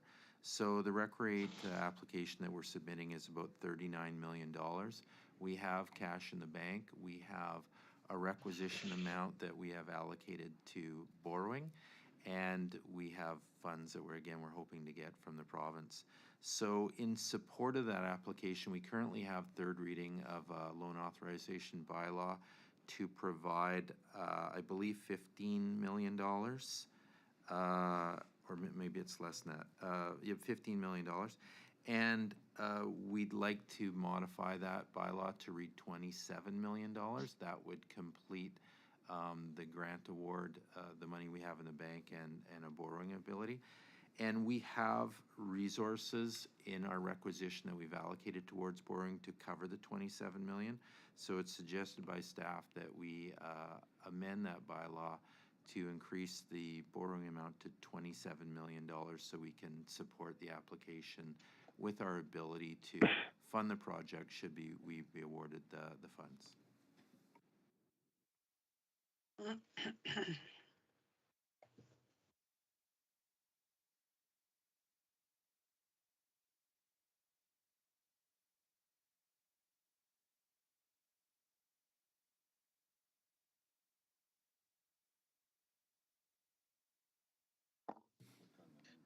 Director Adams, go ahead. Thank you, Chair. And speaking in favor of the motion, I just want to commend our CEO and Wolfgang and the staff that have done an excellent job over the years in bringing the Recreate project and applications forward. We have not been successful in the past, and I think this one is dotting the I's and crossing the T's and putting it in a great position. And appreciate the support of the Strathcona Gardens Commission Vice Chair Lee and all the commission members on this for continuing to fight the good fight and putting on the best application possible to finally get this across the finish line. Thank you. Thank you. And Director Lee. Thank you. I just wanted to double check. So 27 million, would that be financed over 30 years? Yes. And what would be the, is there any public approval process required to borrow that money? Yeah, there would be. If we get the grant? Yeah, so we bring it to third reading to show that we support borrowing as part of our funding options for the project. And then let's say hypothetically we're awarded the grant, then yeah, we'd have to go out for likely an AAP for support of that borrowing. The messaging, of course, in that would be that we need to borrow 27 million. However, the good news is the current requisition supports the debt payment for that already. Okay, so there's no increase in taxes if we borrow 27 million. It's simply going to stay the same as it is. Correct. Okay. Go. I don't see Director Anderson. I will always support what the commission brings forward, and I will support this. But I do just need to say that of all the things we're going to borrow millions and millions of dollars for when the planet's on fire, this is just a pretty status quo, systems normal kind of thing to be doing. And I find it increasingly difficult to be pretending that the world is normal when it's not. Thanks. Okay, thank you. On receipt, call questions. Anyone opposed? Seeing none carried. And item B, the further report be amendments to bylaw 342. So moved. Is Cam River moved by Kevin, second by Adams. Cam River and electoral area D only. Anyone opposed? Seeing none carried. Thank you, everyone. Number 9, Cam River Shoreline Arts Society, financial assistance. Most received report. So moved. Lee Second. and Wally, the CEO. Thank you, Mr. Chair. So a meeting or two ago, we had a request from the Campbell River Shoreline Arts Society for a funding request. I believe it was about $7,500, and the board asked for some supporting financial documentation, which the society has provided to us. I trust everyone's had an opportunity to have a read through it and see where they're sitting financially. And the report is before you again to support a request to the society. Thank you. On receipt, Director Wally. Thank you. Yeah, I just had two concerns. One, trying to add up all the numbers of the donations they'd already received. I might be wrong, but it looks like they'd pretty well reached what they needed. And the other thing is that I don't quite understand how this is a regional function. It seems to me more like a Campbell River, and maybe the very close communities would benefit from it, but I don't think a lot of our far-flung areas would benefit from it. And I wouldn't want to see in the future that every grant and aid that really belongs to Campbell River all of a sudden becomes a regional request. Thank you, CEO. Thank you, Mr. Chair. I won't answer the second part, but the first part, I do agree. I haven't personally had contact with the Art Society, but Director Wally, my math is similar to yours. Unless somebody else has intel, it looked like they had raised more money than they were needing. Okay, so I've got Director Lee, Evans, Anderson, Adams, and Cornfield. And further to raising more money than they needed, I read the article in today's Mirror from Shoreline Art saying that they scaled back the event down to, I think, 5 or 6 presenters, and they're not giving out any stipends, any prizes. And so it's going to be scaled back this year. So I don't know that they do need the money. Okay, thank you. Director Evans? Yeah, similar to other directors' comments already, the math did not make any sense to me. And I wasn't clear also on what was in and out of non-event expenses and what was being paid to produce the event and what was outside of the event. It really doesn't provide much clarity. And I'm wondering with the donations anticipated, if those were requests coming in, I know I can certainly speak for the city, no commitment's been made. But I'm just wondering, donations anticipated with Sobeys, are these funds in addition to what they already have? If they are, yes, they certainly exceeded what the request was. Okay, thank you. And Director Anderson? Yeah, thanks. I would certainly save this fund for truly regional, truly innovative things. And I mean, no malice to these fine folks doing good art stuff, but this just wouldn't meet the criteria of, I think, what we set out for this fund at all. Thanks. Thank you. Director Adams? Thank you. And just speaking in support of Director Wally's comments, the City of Campbell River has always contributed through its grant and aids for this event, and it is a great event. To the organization, they have their application into the city, and I have no doubt that it will be approved through the grant and aid committee. But kudos to the organization to reach beyond and ask, because if you don't ask, you don't get. But in this case, I think they have been covered by the City of Campbell River already. Thank you. And Director Cornfield? There. Thank you, Chair. And so I remember, what do we contribute? 72% to general admin, which is where the grant and aids regionally come from. Yeah, so roughly 70%. So the City of Campbell River is already paying in this way. I mean, part of it coming out of the regional, if it came out of the regional government, we're paying 70%, and others who benefit. There is carvers from the Sayward Valley, whether they're in Kelsey Bay or the Sayward Valley. I know that we've had them for years participate in the carving competition, and from other areas across the province. And it's been oft imitated, but never duplicated. Anyway, my point being, I had a difficulty with the numbers as well, getting them to make sense. And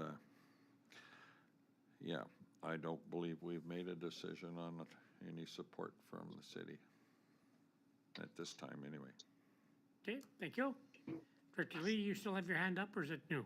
Oh, no, that's from before, maybe. Okay, Yeah, thank you. sorry. No problem. Okay, so I don't see any further discussion. Oh, Director Evans? Yeah, thank you. I just think this brings back to a discussion that we've had around the SRD table. You know, these are volunteer-driven organizations. I think it's incumbent upon the regional district to come up with a format and a template that allows for this information to be presented in a consistent way when we are being asked to make these kinds of considerations around the table.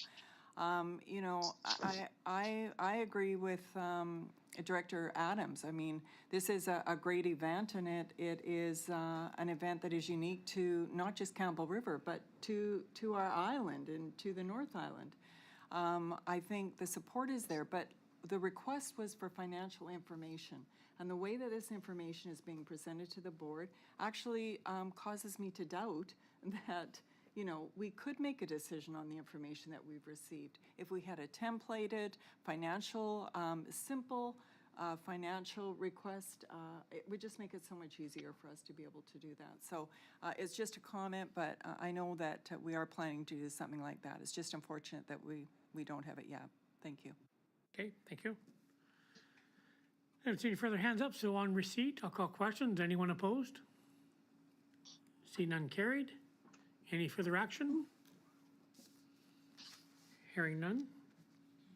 We'll go on to bylaws. First bylaw, 9495, OCP rezoning, Shelnick. Most received the report from the Move CEO. receipt. Abram, second. Second. Wally, CEO, anything to add? Nothing to add.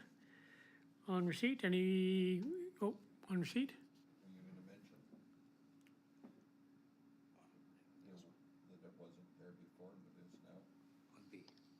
On B. Okay, on receipt. Anyone opposed? See none carried. Item B, report on the public hearing for bylaw 9495, moved by Abram. Second. Second by Wally, I believe. Any discussion? Mr. Yates? Thank you, Mr. Chairman. So I will apologize to the board. Apparently, the attachment for B was not there when we published the agenda. It was available, of course, since early May when this was first considered by the board. It's been available through the minutes in its entirety, but the public hearing record itself was not published for this particular item until earlier today, but it has been available all along for directors to review. Thank you. Okay, thank you, Mr. Yates. Any other discussion? Call question. Anyone opposed? See none carried. Item C, 94, be given third reading. Mr. Chair, I'd like to make a motion, please. This is on item C, Okay, correct? yeah, Okay, so this, as you know, has been a very, very long process, and there is a motion to give it third reading. I am not making that motion. I'm making a separate motion. If you read Dave's report, you'll see that if the desire is to not proceed further with bylaws 94 and 95, then defeating a motion for third reading would be the normal and most assured method of doing so. I am making that motion that we defeat third reading at this time. Mr. Yates. Second. Mr. Chairman, I don't believe that would be in order under your procedure bylaw, but a motion made for third reading can then be voted down by the directors who do not wish to support that motion. Alternatively, the only other way that I believe would be acceptable, though not as assured, would be a motion to not continue any further action or to cease and desist all further action on this bylaw, which kind of leaves it a little bit in limbo.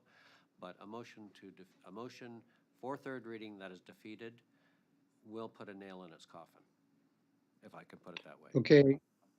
If I could just make one comment on that, I agree with you, and that was going to be my direction. Was I was going to make the motion for third reading, and in the hopes that it would be defeated, but then that still leaves it, as you said, in limbo.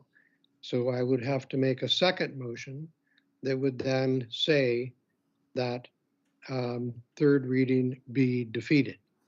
Mr. Chair, no, I don't believe you do. If you move third reading and defeat it, it's over. It cannot be reconsidered. Well, you reconsidered a third reading and adoption at the previous board meeting on another matter, so it's possible. Okay, well, my intent, just so you know, is that I want to make sure that people understand that the people of Quadra Island have spoken clearly that they do not want this proposal to proceed. So I was going by your advice in your staff report, which said the only way to do that is defeating the motion for third reading would be the normal and most assured method for doing so. I thought that's what I was doing.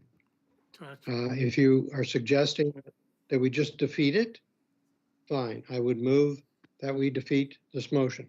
Just for clarity, I'm not suggesting you defeat it. I'm suggesting if you are in favor of defeating it, when the motion's on, vote as you like.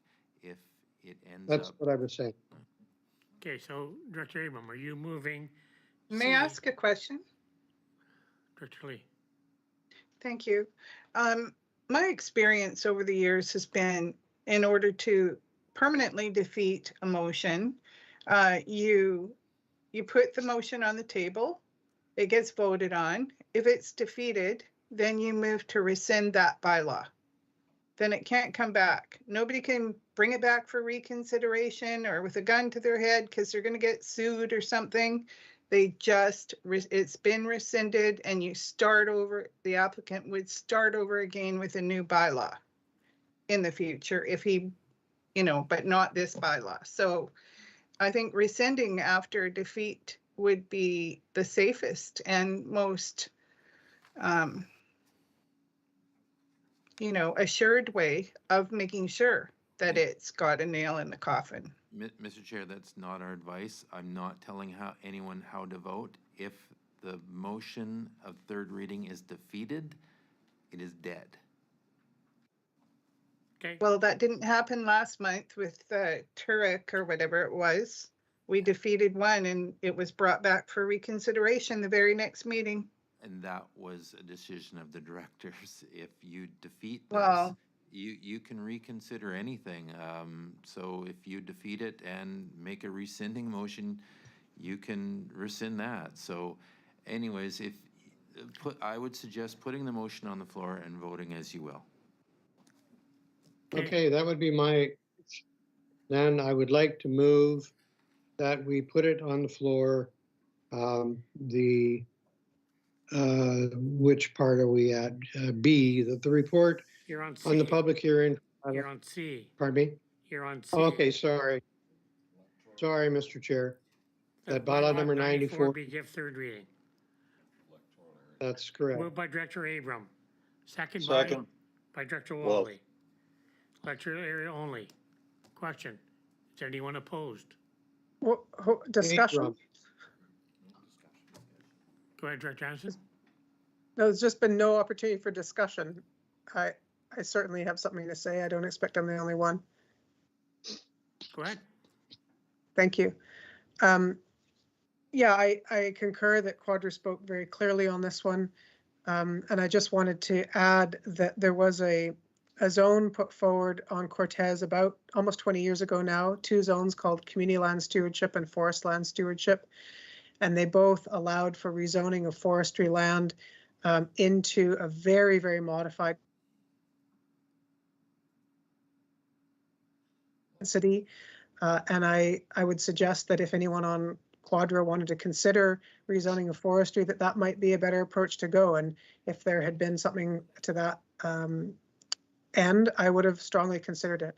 But certainly subdividing forestry land into high-end residential is not what Quadra wants and certainly wouldn't have my support. Thank you. Cool. So Director Abram and Dr. Lee, your hands have been up. Do you have more to add? You're ready to vote. yeah, I have more to add. Go ahead. Go ahead.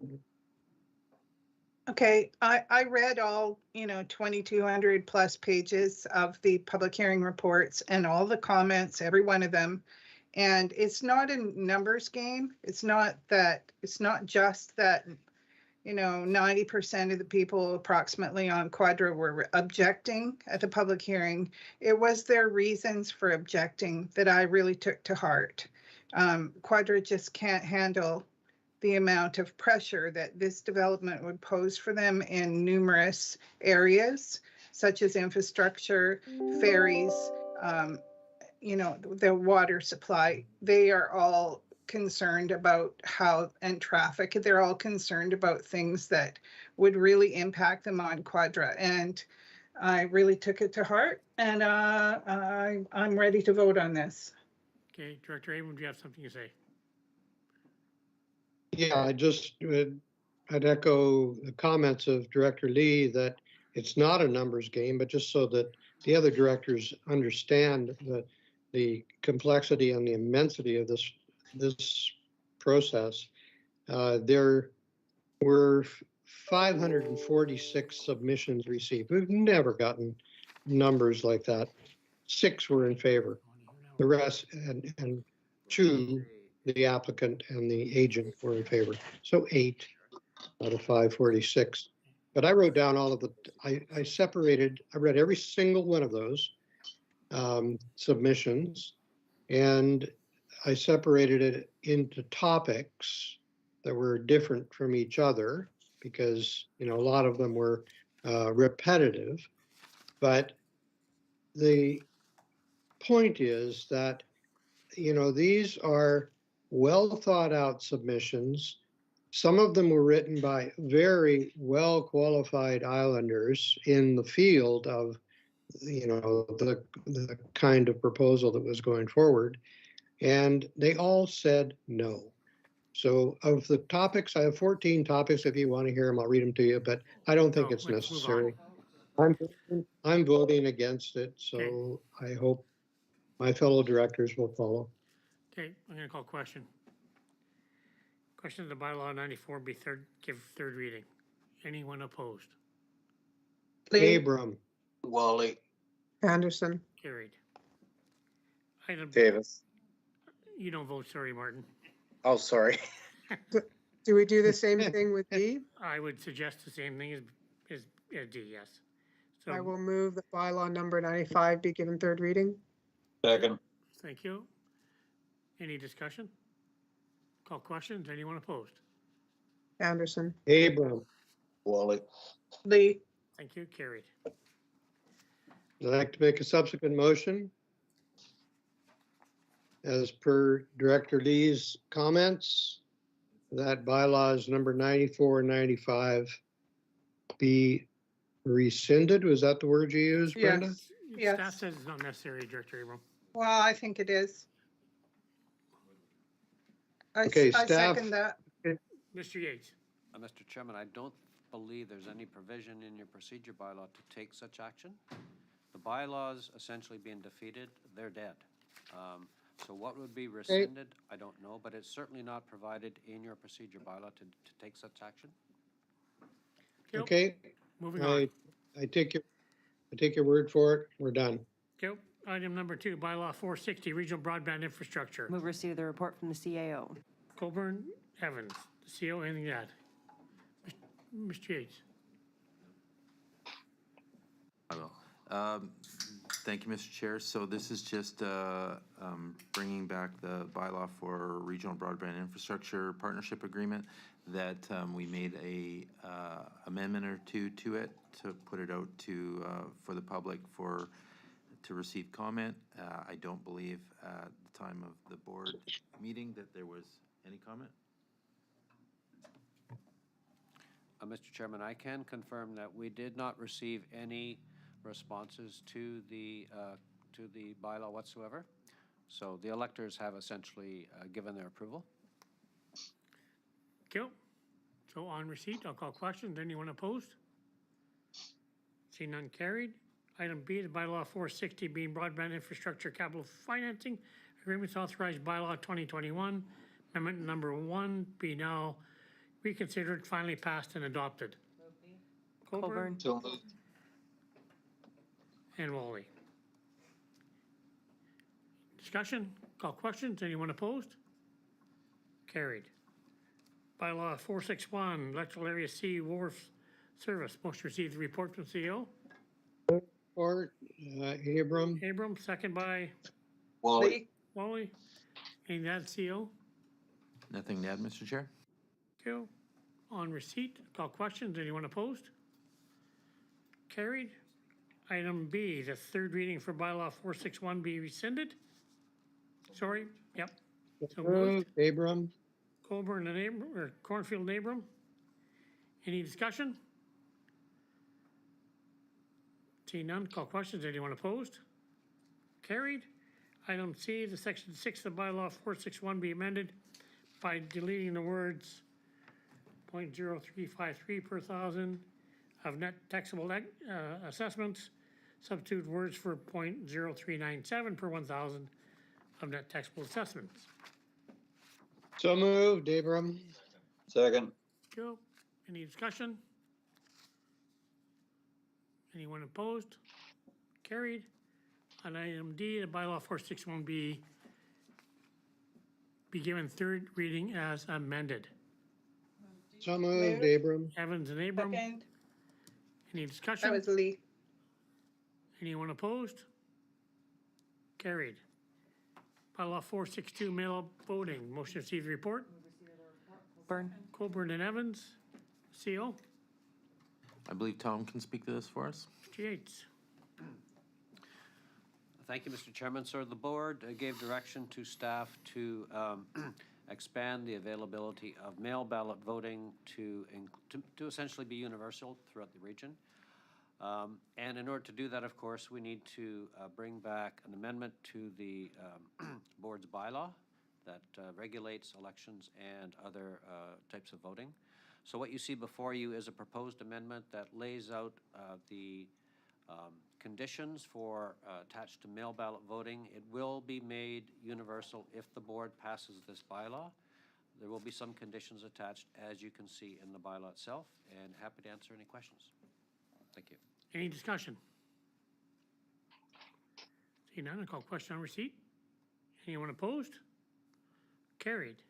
Item B, bylaw 462, being a bylaw to amend the procedures for use of conduct for local elections, being now introduced and read for the first time. Second, Colburn. Evans and Colburn. Any discussion? Call questions. Anyone opposed? Cornfield's opposed. Carried. Item C. I would move C, that the rules be suspended and bylaw 462 be given second, third. Thank you. Second, Evans. Thank you. Colburn and Evans. Any discussion? Director Cornfield. So in the report, it talked about security or changes, ensure that people voting by mail-in were vetted, or there was a security proviso or comments in there, and I wondered if we had to find what those were yet. I'll go staff.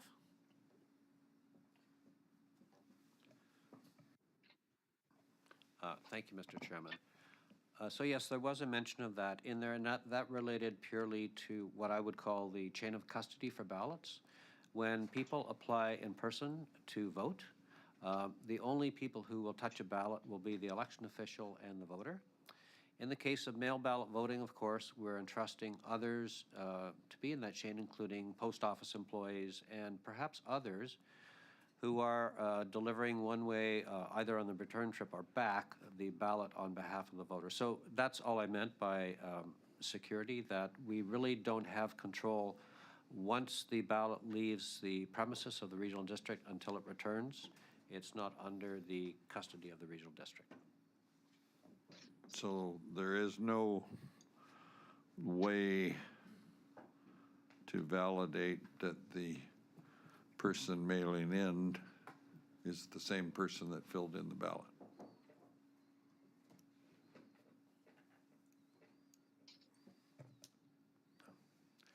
Mr. Chairman, I think that's correct technically. It is our belief as election officials that if that is happening, it's being done at an extremely surreptitious level so that as to be all but unnoticeable. And personally, I don't believe if that happens, it happens very often at all. But that would be a technically correct statement. Thank you. And yeah, I have difficulty with it. I like the old system where people who were out of country could mail in ballots, or if they were in a care facility or home, that's one thing. But to me, this is down a slippery slope. The original changes were meant to deal with COVID, which has largely disappeared without the restrictions that we were used to for the last couple of years. And so I won't support it. I don't agree with it. I think there's no reason other than what we had before for changes to open it up to mail-in ballots. Okay, thank you. Don't see any further hands. Call question on C. Anyone opposed? Director Cornfield? Lee. Lee? Wally. Wally? Abram. Abram? Adams. Adams?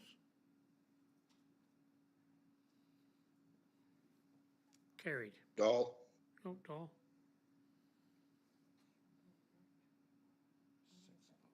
Six opposed.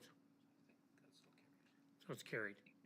Item D then, the bylaw 462 be now considered, finally passed and adopted. Move D. Second, Colburn. Any discussion?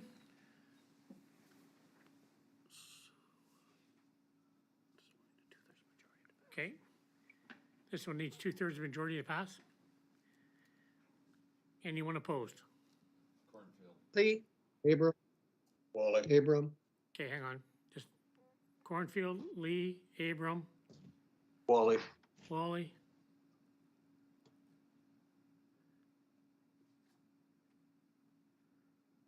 Cornfield, Lee, Abram, Wally. Carried. Item 5, 466, public notice requirements. Motion to receive report from the CEO. Move receipt from the CAO. Coburn, second by Cornfield.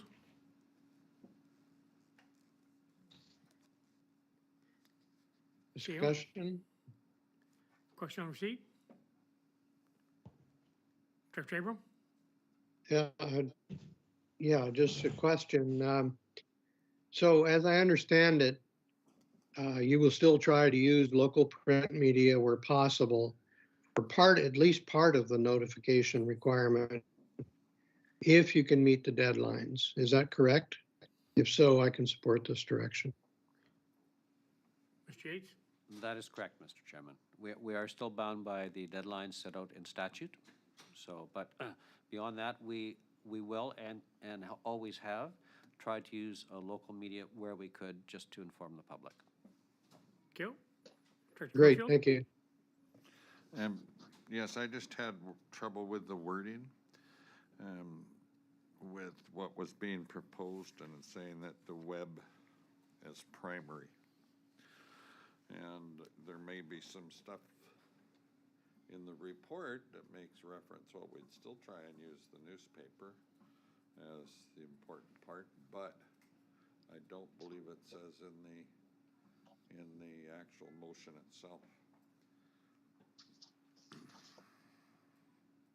Right? Am I correct or not about public notification? Mr. Yates is just looking at it.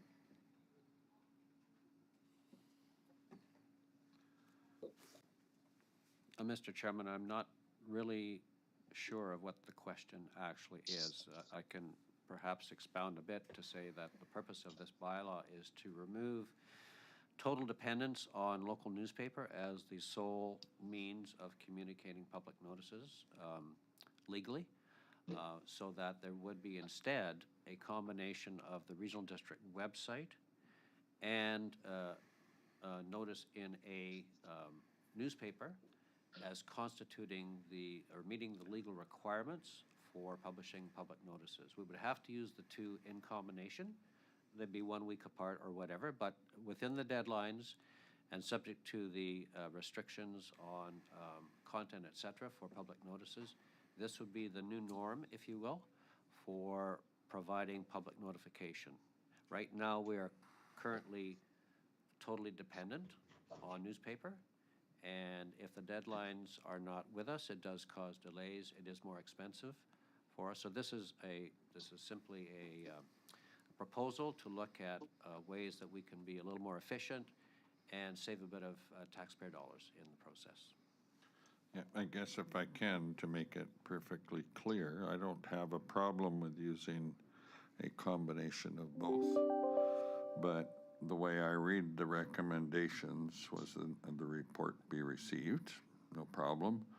Number 2, it says being a bylaw to authorize the use of alternate means of publication for public notices. But further on in the report, it stated that, I'm sorry, I didn't highlight the section where it made reference to the primary. What I'd written down when my notes was that the primary web would be the primary source of information. And I have no problem with it being a part of it, right? But I'm not sure the primary, and then when I looked further into the report, it talked about using, I see where it is right above. It talked about using the newspaper to refer people to the web. And I don't think when I read through the public hearing as an example on Chunk's property and read through the report, and when staff asked for those on computers to, if they had any comments, there was absolutely none. And I think that we tend to overrate the value of the web. I think that large communities who are very much into the techno-speak would go along with it, but here, a lot of it, especially in the outlying areas, is through other means. And the newspaper, only having one and only once a week, it's still a primary source of information. And that's based on studies that the city's done on the response. And I think overwhelming dependence on the web dilutes or dilutes the public's ability to make comment. Okay, any other comments? Seeing none on receipt. Anyone opposed? Carried. Item B, the bylaw 466 being a bylaw to authorize to use alternative means of publication for public notices being now introduced and read for the first time.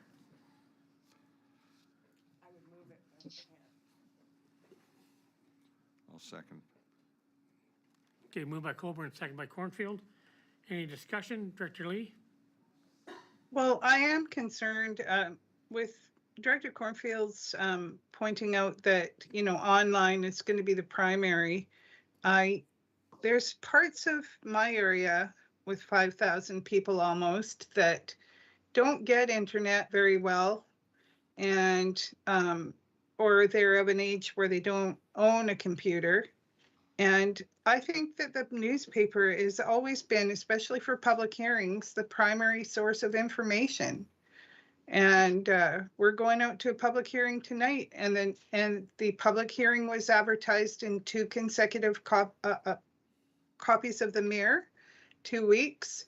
And if anyone calls me and says, I didn't know about this, why didn't I know about this? I'd say, well, it's been in the paper for the last 2 weeks, you know, whereas I can't monitor how many people go on a website. And I don't think it's very reliable, actually. So I would prefer our normal method of advertising in the newspapers. It's going to be in the newspapers.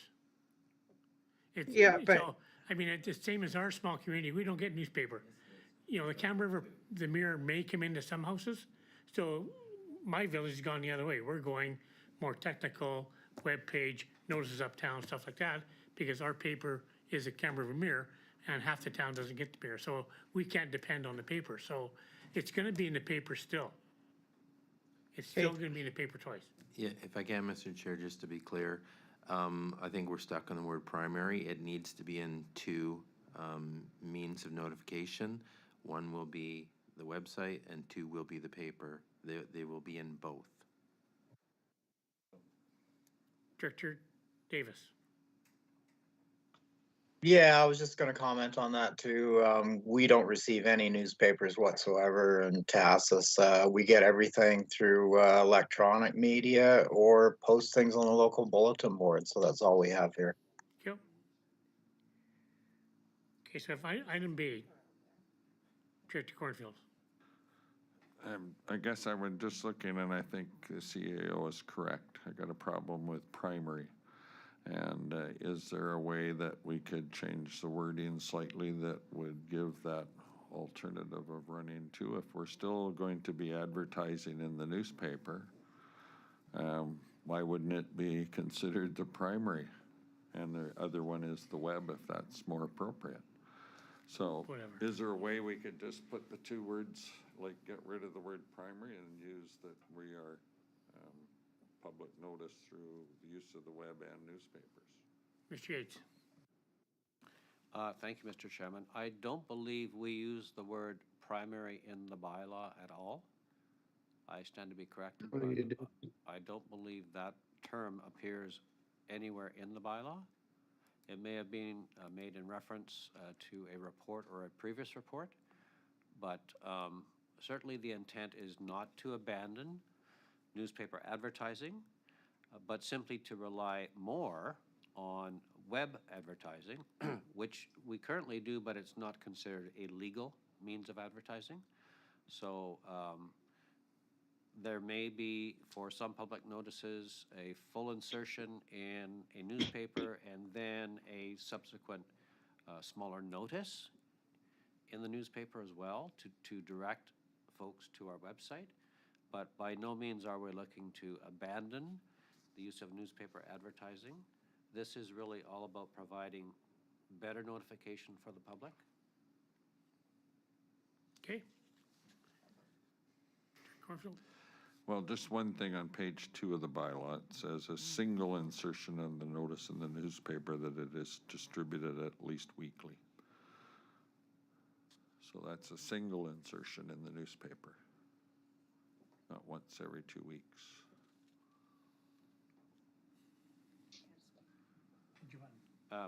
Thank you, Mr. Chairman. Yes, that would be the minimum requirement under this bylaw. Currently, the statute is for 2 insertions in a newspaper, period, full stop. We're simply suggesting, if the board wishes, we could have one of those notifications, if you will, provided through our website, the other through standard notice in a newspaper, plus whatever supplementary notices we wish to provide. Those are not required, but in many cases, we do those now and will continue. Okay, thank you. Don't see any further hands up. We're going to call question on B. Anyone opposed? See none. Carried? No, Martin's hand's up. Martin, you got your hand up still, or? Thank you. Sorry. Item C, the rules be suspended for bylaw 466 be given second and third reading. Move C, Colburn. Colburn, second by Wally. Wally. Any discussion? Oh, yeah, I could call Colleen back. Anyone opposed? Carried. Item D, Move D, Colburn. second. Wally. For reconsider and adoption. Any discussion? Call questions. Anyone opposed? Carried. Number 6, bylaw 467, Strathcona Garden fees and charges. Motion to receive the report from the CAO. So moved. Lee. Second. Second. There goes Adams. CO, anything to add? Nothing to add, Mr. Chair? On receipt. Call questions. Anyone opposed? Seeing none, carried. Item B, bylaw 467, being a bylaw to amend the rates and charge for Strathcona Gardens Recreation Complex be introduced for the first time. Move So first. Evans and Second. Adams. Any discussion? Call question. Anyone opposed? Carried. Item C, rule suspended for bylaw 467 for second and third. Move Move C. second and third. Evans and Adam. Any discussion? All in favor? Or anyone opposed? Carried. And D, the bylaw 467, charges of bylaw 2018, amendment number 3 be reconsidered, finally passed and adopted. So Move moved. D. Evans and Adams. Any discussion? Call question. Anyone opposed? Carried. Item 7, bylaw 468, procedure of bylaw amendments. Motion to receive the report from the CAO. Move receipt, Lee. Seconder. Wally. Director Cornfield and Director Abram, you have your hand up? Yes, sir. On receipt? Yes, on receipt, Abram or Cornfield, which one? You're on receipt.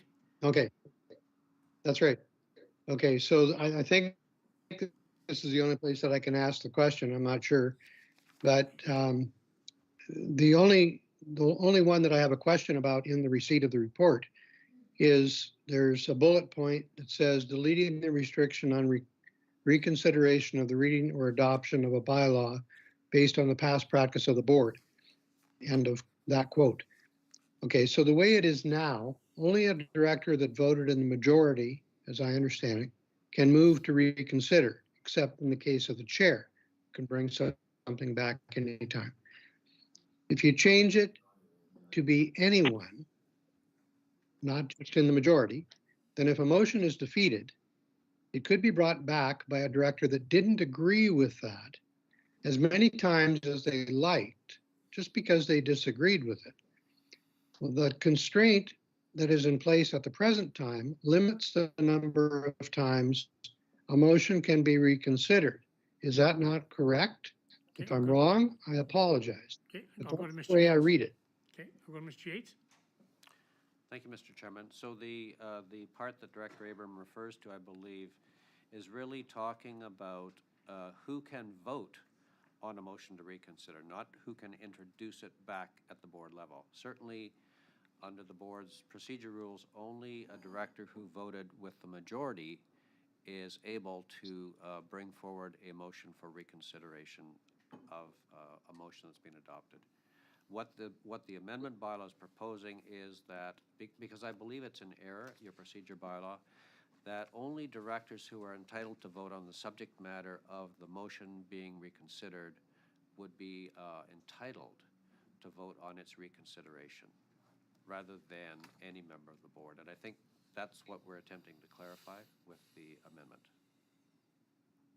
Okay, so then if I could, Mr. Chair, so if I get that, so you're basically saying it's status quo as far as introducing it for reconsideration. But as it is now, is it true that only the members that are part of that function or whatever, like say EAs or municipalities, whatever, they're the only ones that can vote on the reconsideration once it's on the table? Is that the way it is now? Mr. Chairman, that's a good question. Your procedure bylaw does not state that. Your procedure bylaw says something different. It says that a motion for reconsideration must be passed by 2/3 majority of the full board. And I think the purpose of the amendment is to clarify that it's not 2/3 of the board, but 2/3 of those directors who are entitled to vote on the motion. So it's simply more a matter of clarification. So this is more restrictive, is what you're saying then? No.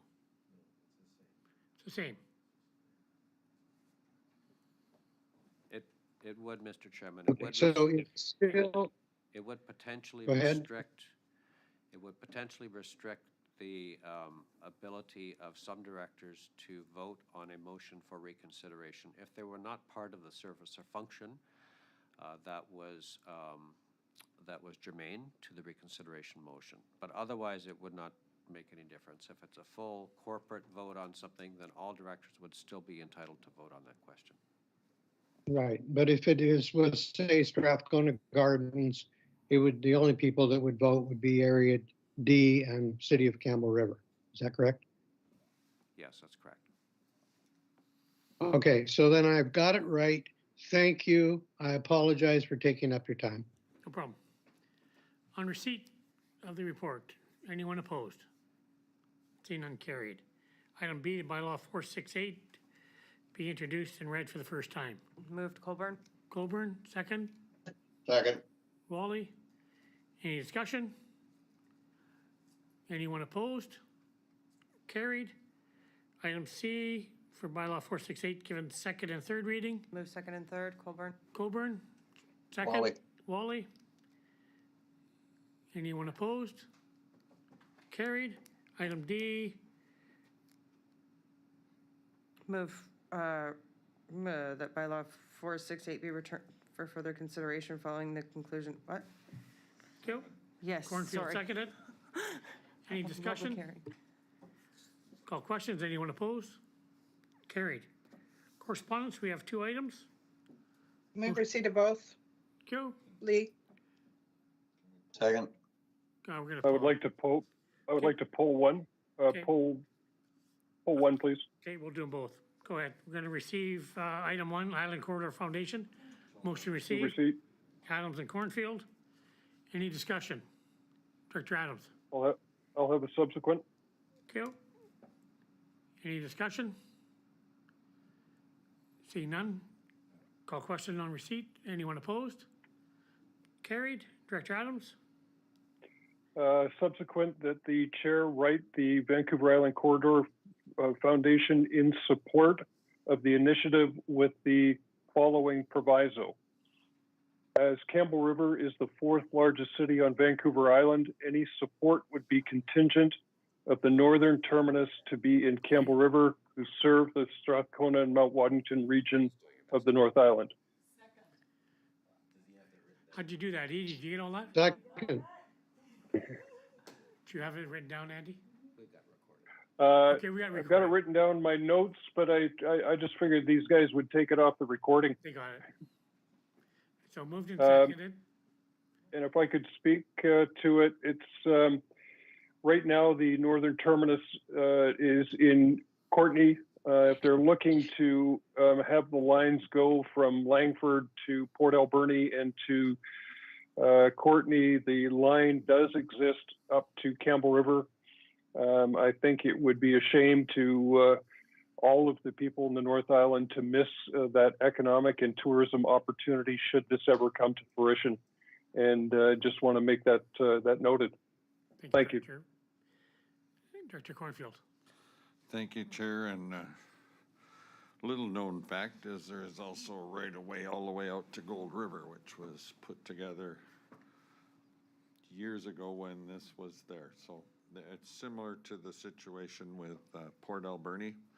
I guess at FCM and Director Arbor and I think it was Bob Wells and Mayor Wells, we're meeting with the federal government because there's an imposed restriction that if there is no funding no funding guaranteed by March 31st of 2023, the right-of-way will revert in sections.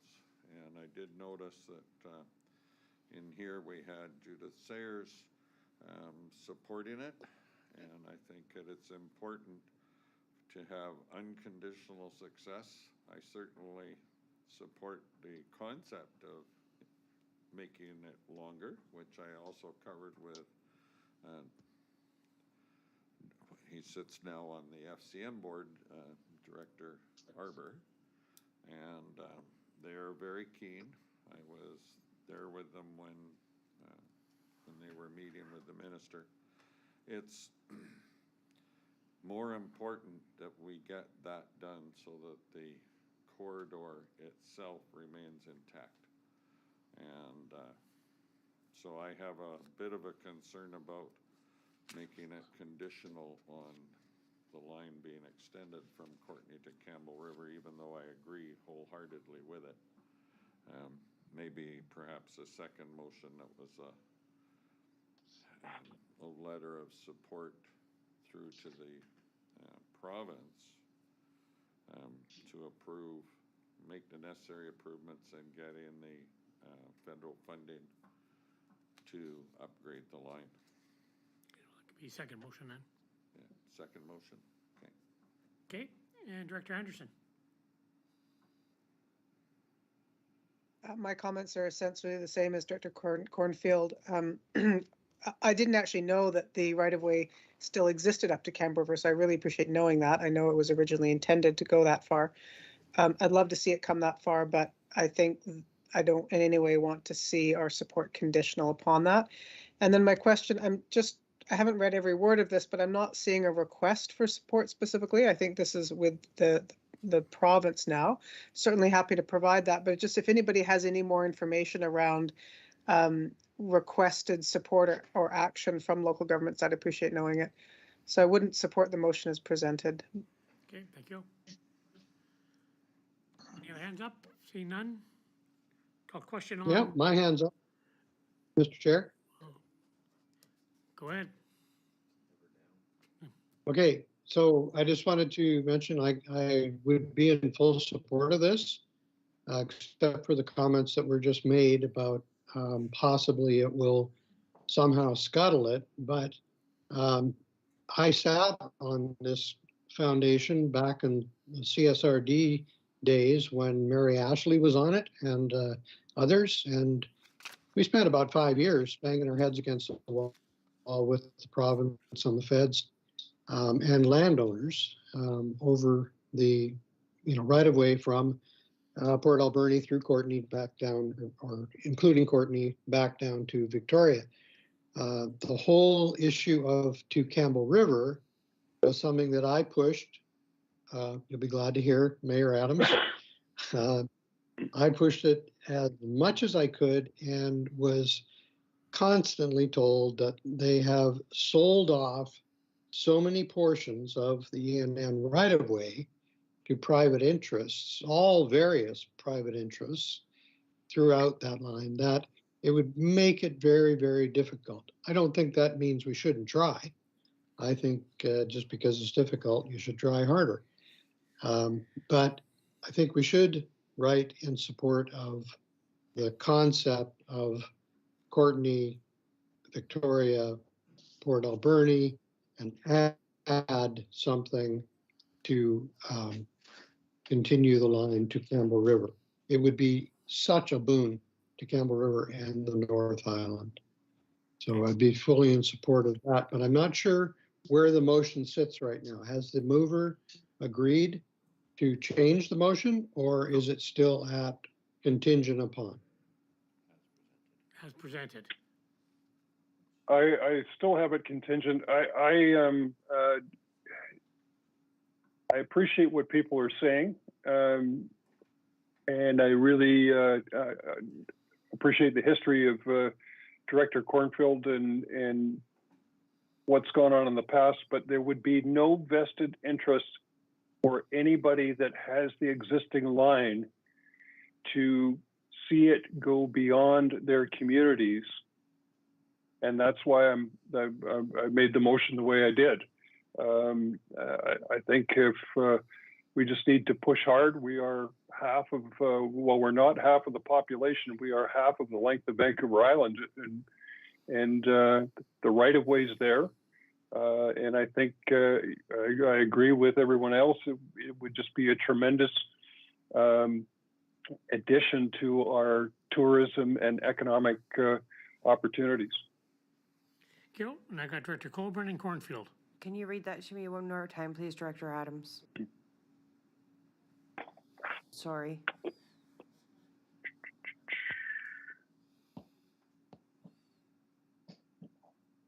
Just open it up. That the chair write the Vancouver Island Corridor Foundation in support of the initiative with the proviso that as Campbell River is the fourth largest city on Vancouver Island, any support would be contingent on the northern terminus being in Campbell River to serve the Strathcona and Mount Waddington regions of the North Island. Gil. And Director Cornfield. I was just looking for right now we've just received a press release, which is the initial business case. There will be another business case coming. Perhaps it can just be worded with a thank you for providing the initial business case. And we look forward to the final business case, perhaps including an extension or option to extend to Campbell River. Director Evans? Just speaking in favor of the motion the way it has been worded, and as the seconder of that motion, I think this is the time to put that statement, a strong statement in about Campbell River being the I'm sorry. Fourth largest. Terminus. Yes, the terminus. No, I think this is the time to do it when it is at this stage of the business case. So I would not be in favor of any softer. I support the motion as it is. Okay, thank you. I don't see any further hands up, so I'm going to call question on the motion. Anyone opposed? Carried. Anderson. You're opposed, Anderson? To it being conditional, yes. Okay, thank you. Item 2, Greek Seafood Hatchery expansion, motion to receive. So moved. Lee. Lee and Evans? Yeah, well, you said I needed to make a second motion. Oh, sorry. I can go back to Cornfield. Just on before we leave the Island Corridor Foundation, there is the issue of the March 31st deadline of next year. And I know that the foundation has been pushing hard, and I think what we need to do is support that initiative, because without that deadline being met, the whole thing will go down. And that's a bigger issue. And so I would move that we send a letter of encouragement to and offer of assistance in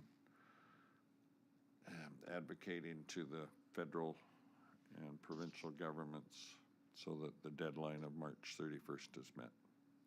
Okay, and who are we sending that letter to? Well, to the federal government, and which would be, oh God, I don't have the, Abracadabra. yeah.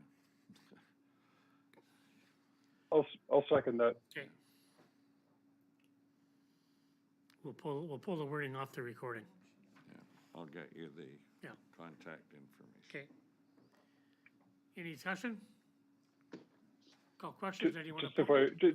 Just if I may, Chair, the reason why I support this is that this is writing to the federal government. The other one is just to the Island Corridor Foundation. So I think it covers all the comments that have been raised. Thank you. Thank you. Good point. Question, anyone opposed? See none carried. Item 2, the Greek Seafood Hatchery, motion receive. So moved, Lee. Lee and Cornfield. Any discussion? This is just I'll just add a couple comments here. The hatchery in Gold River is now going to be officially completed and opened. We went through it a couple months ago, and now they're ready for the whole grand opening. So it's fantastic for our community. I look forward to seeing it next week. Director Cornfield. Just congratulations, and please pass on my thanks to Greek Seafood, and well done with the community. Unfortunately, I won't be able to attend because it's a committee of the whole day of that Tuesday. So No problem. with the city of Campbell River, we're busy with scheduled meetings. Excellent, thank you. Director Evans? Thank you, and I think a couple of us did send in RSVPs that we were at the committee of the whole. If it could just be, again, as Councillor Cornfield has said, on behalf of all of council, because we are in attendance at that committee of the whole meeting. Thank you. You betcha. Thank you. Question on receipt, anyone opposed? Carried. New business, Director Abram. Yes, thank you, Mr. Chair. I just wanted to, this is a rather personal note that I have to notify you that I will be going to Victoria tomorrow morning early, and I will not be back except for a couple of weekends until July 15th. I have to go down for radiation treatments, and I will be there during the week and then traveling home on the weekends, hopefully. Unfortunately, there isn't something as deluxe as what we're proposing in Campbell River for people to stay. So it's going to be an expensive trip, but very necessary one. And, you know, I will be attending all of the meetings.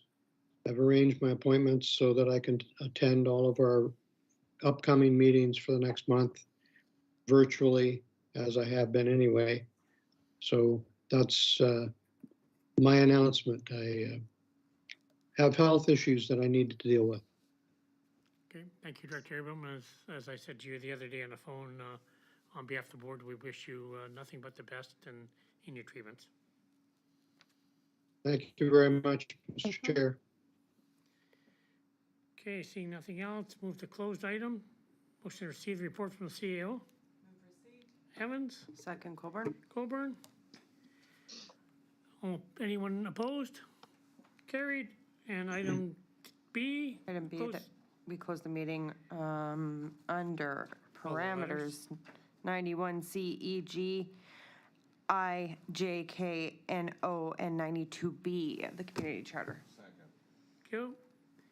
Any discussion? Call questions. Anyone opposed? Carried. Motion terminate. So moved. Colburn. Colburn? What happened to RSTU and B? Second, Lee. Lee, thank you.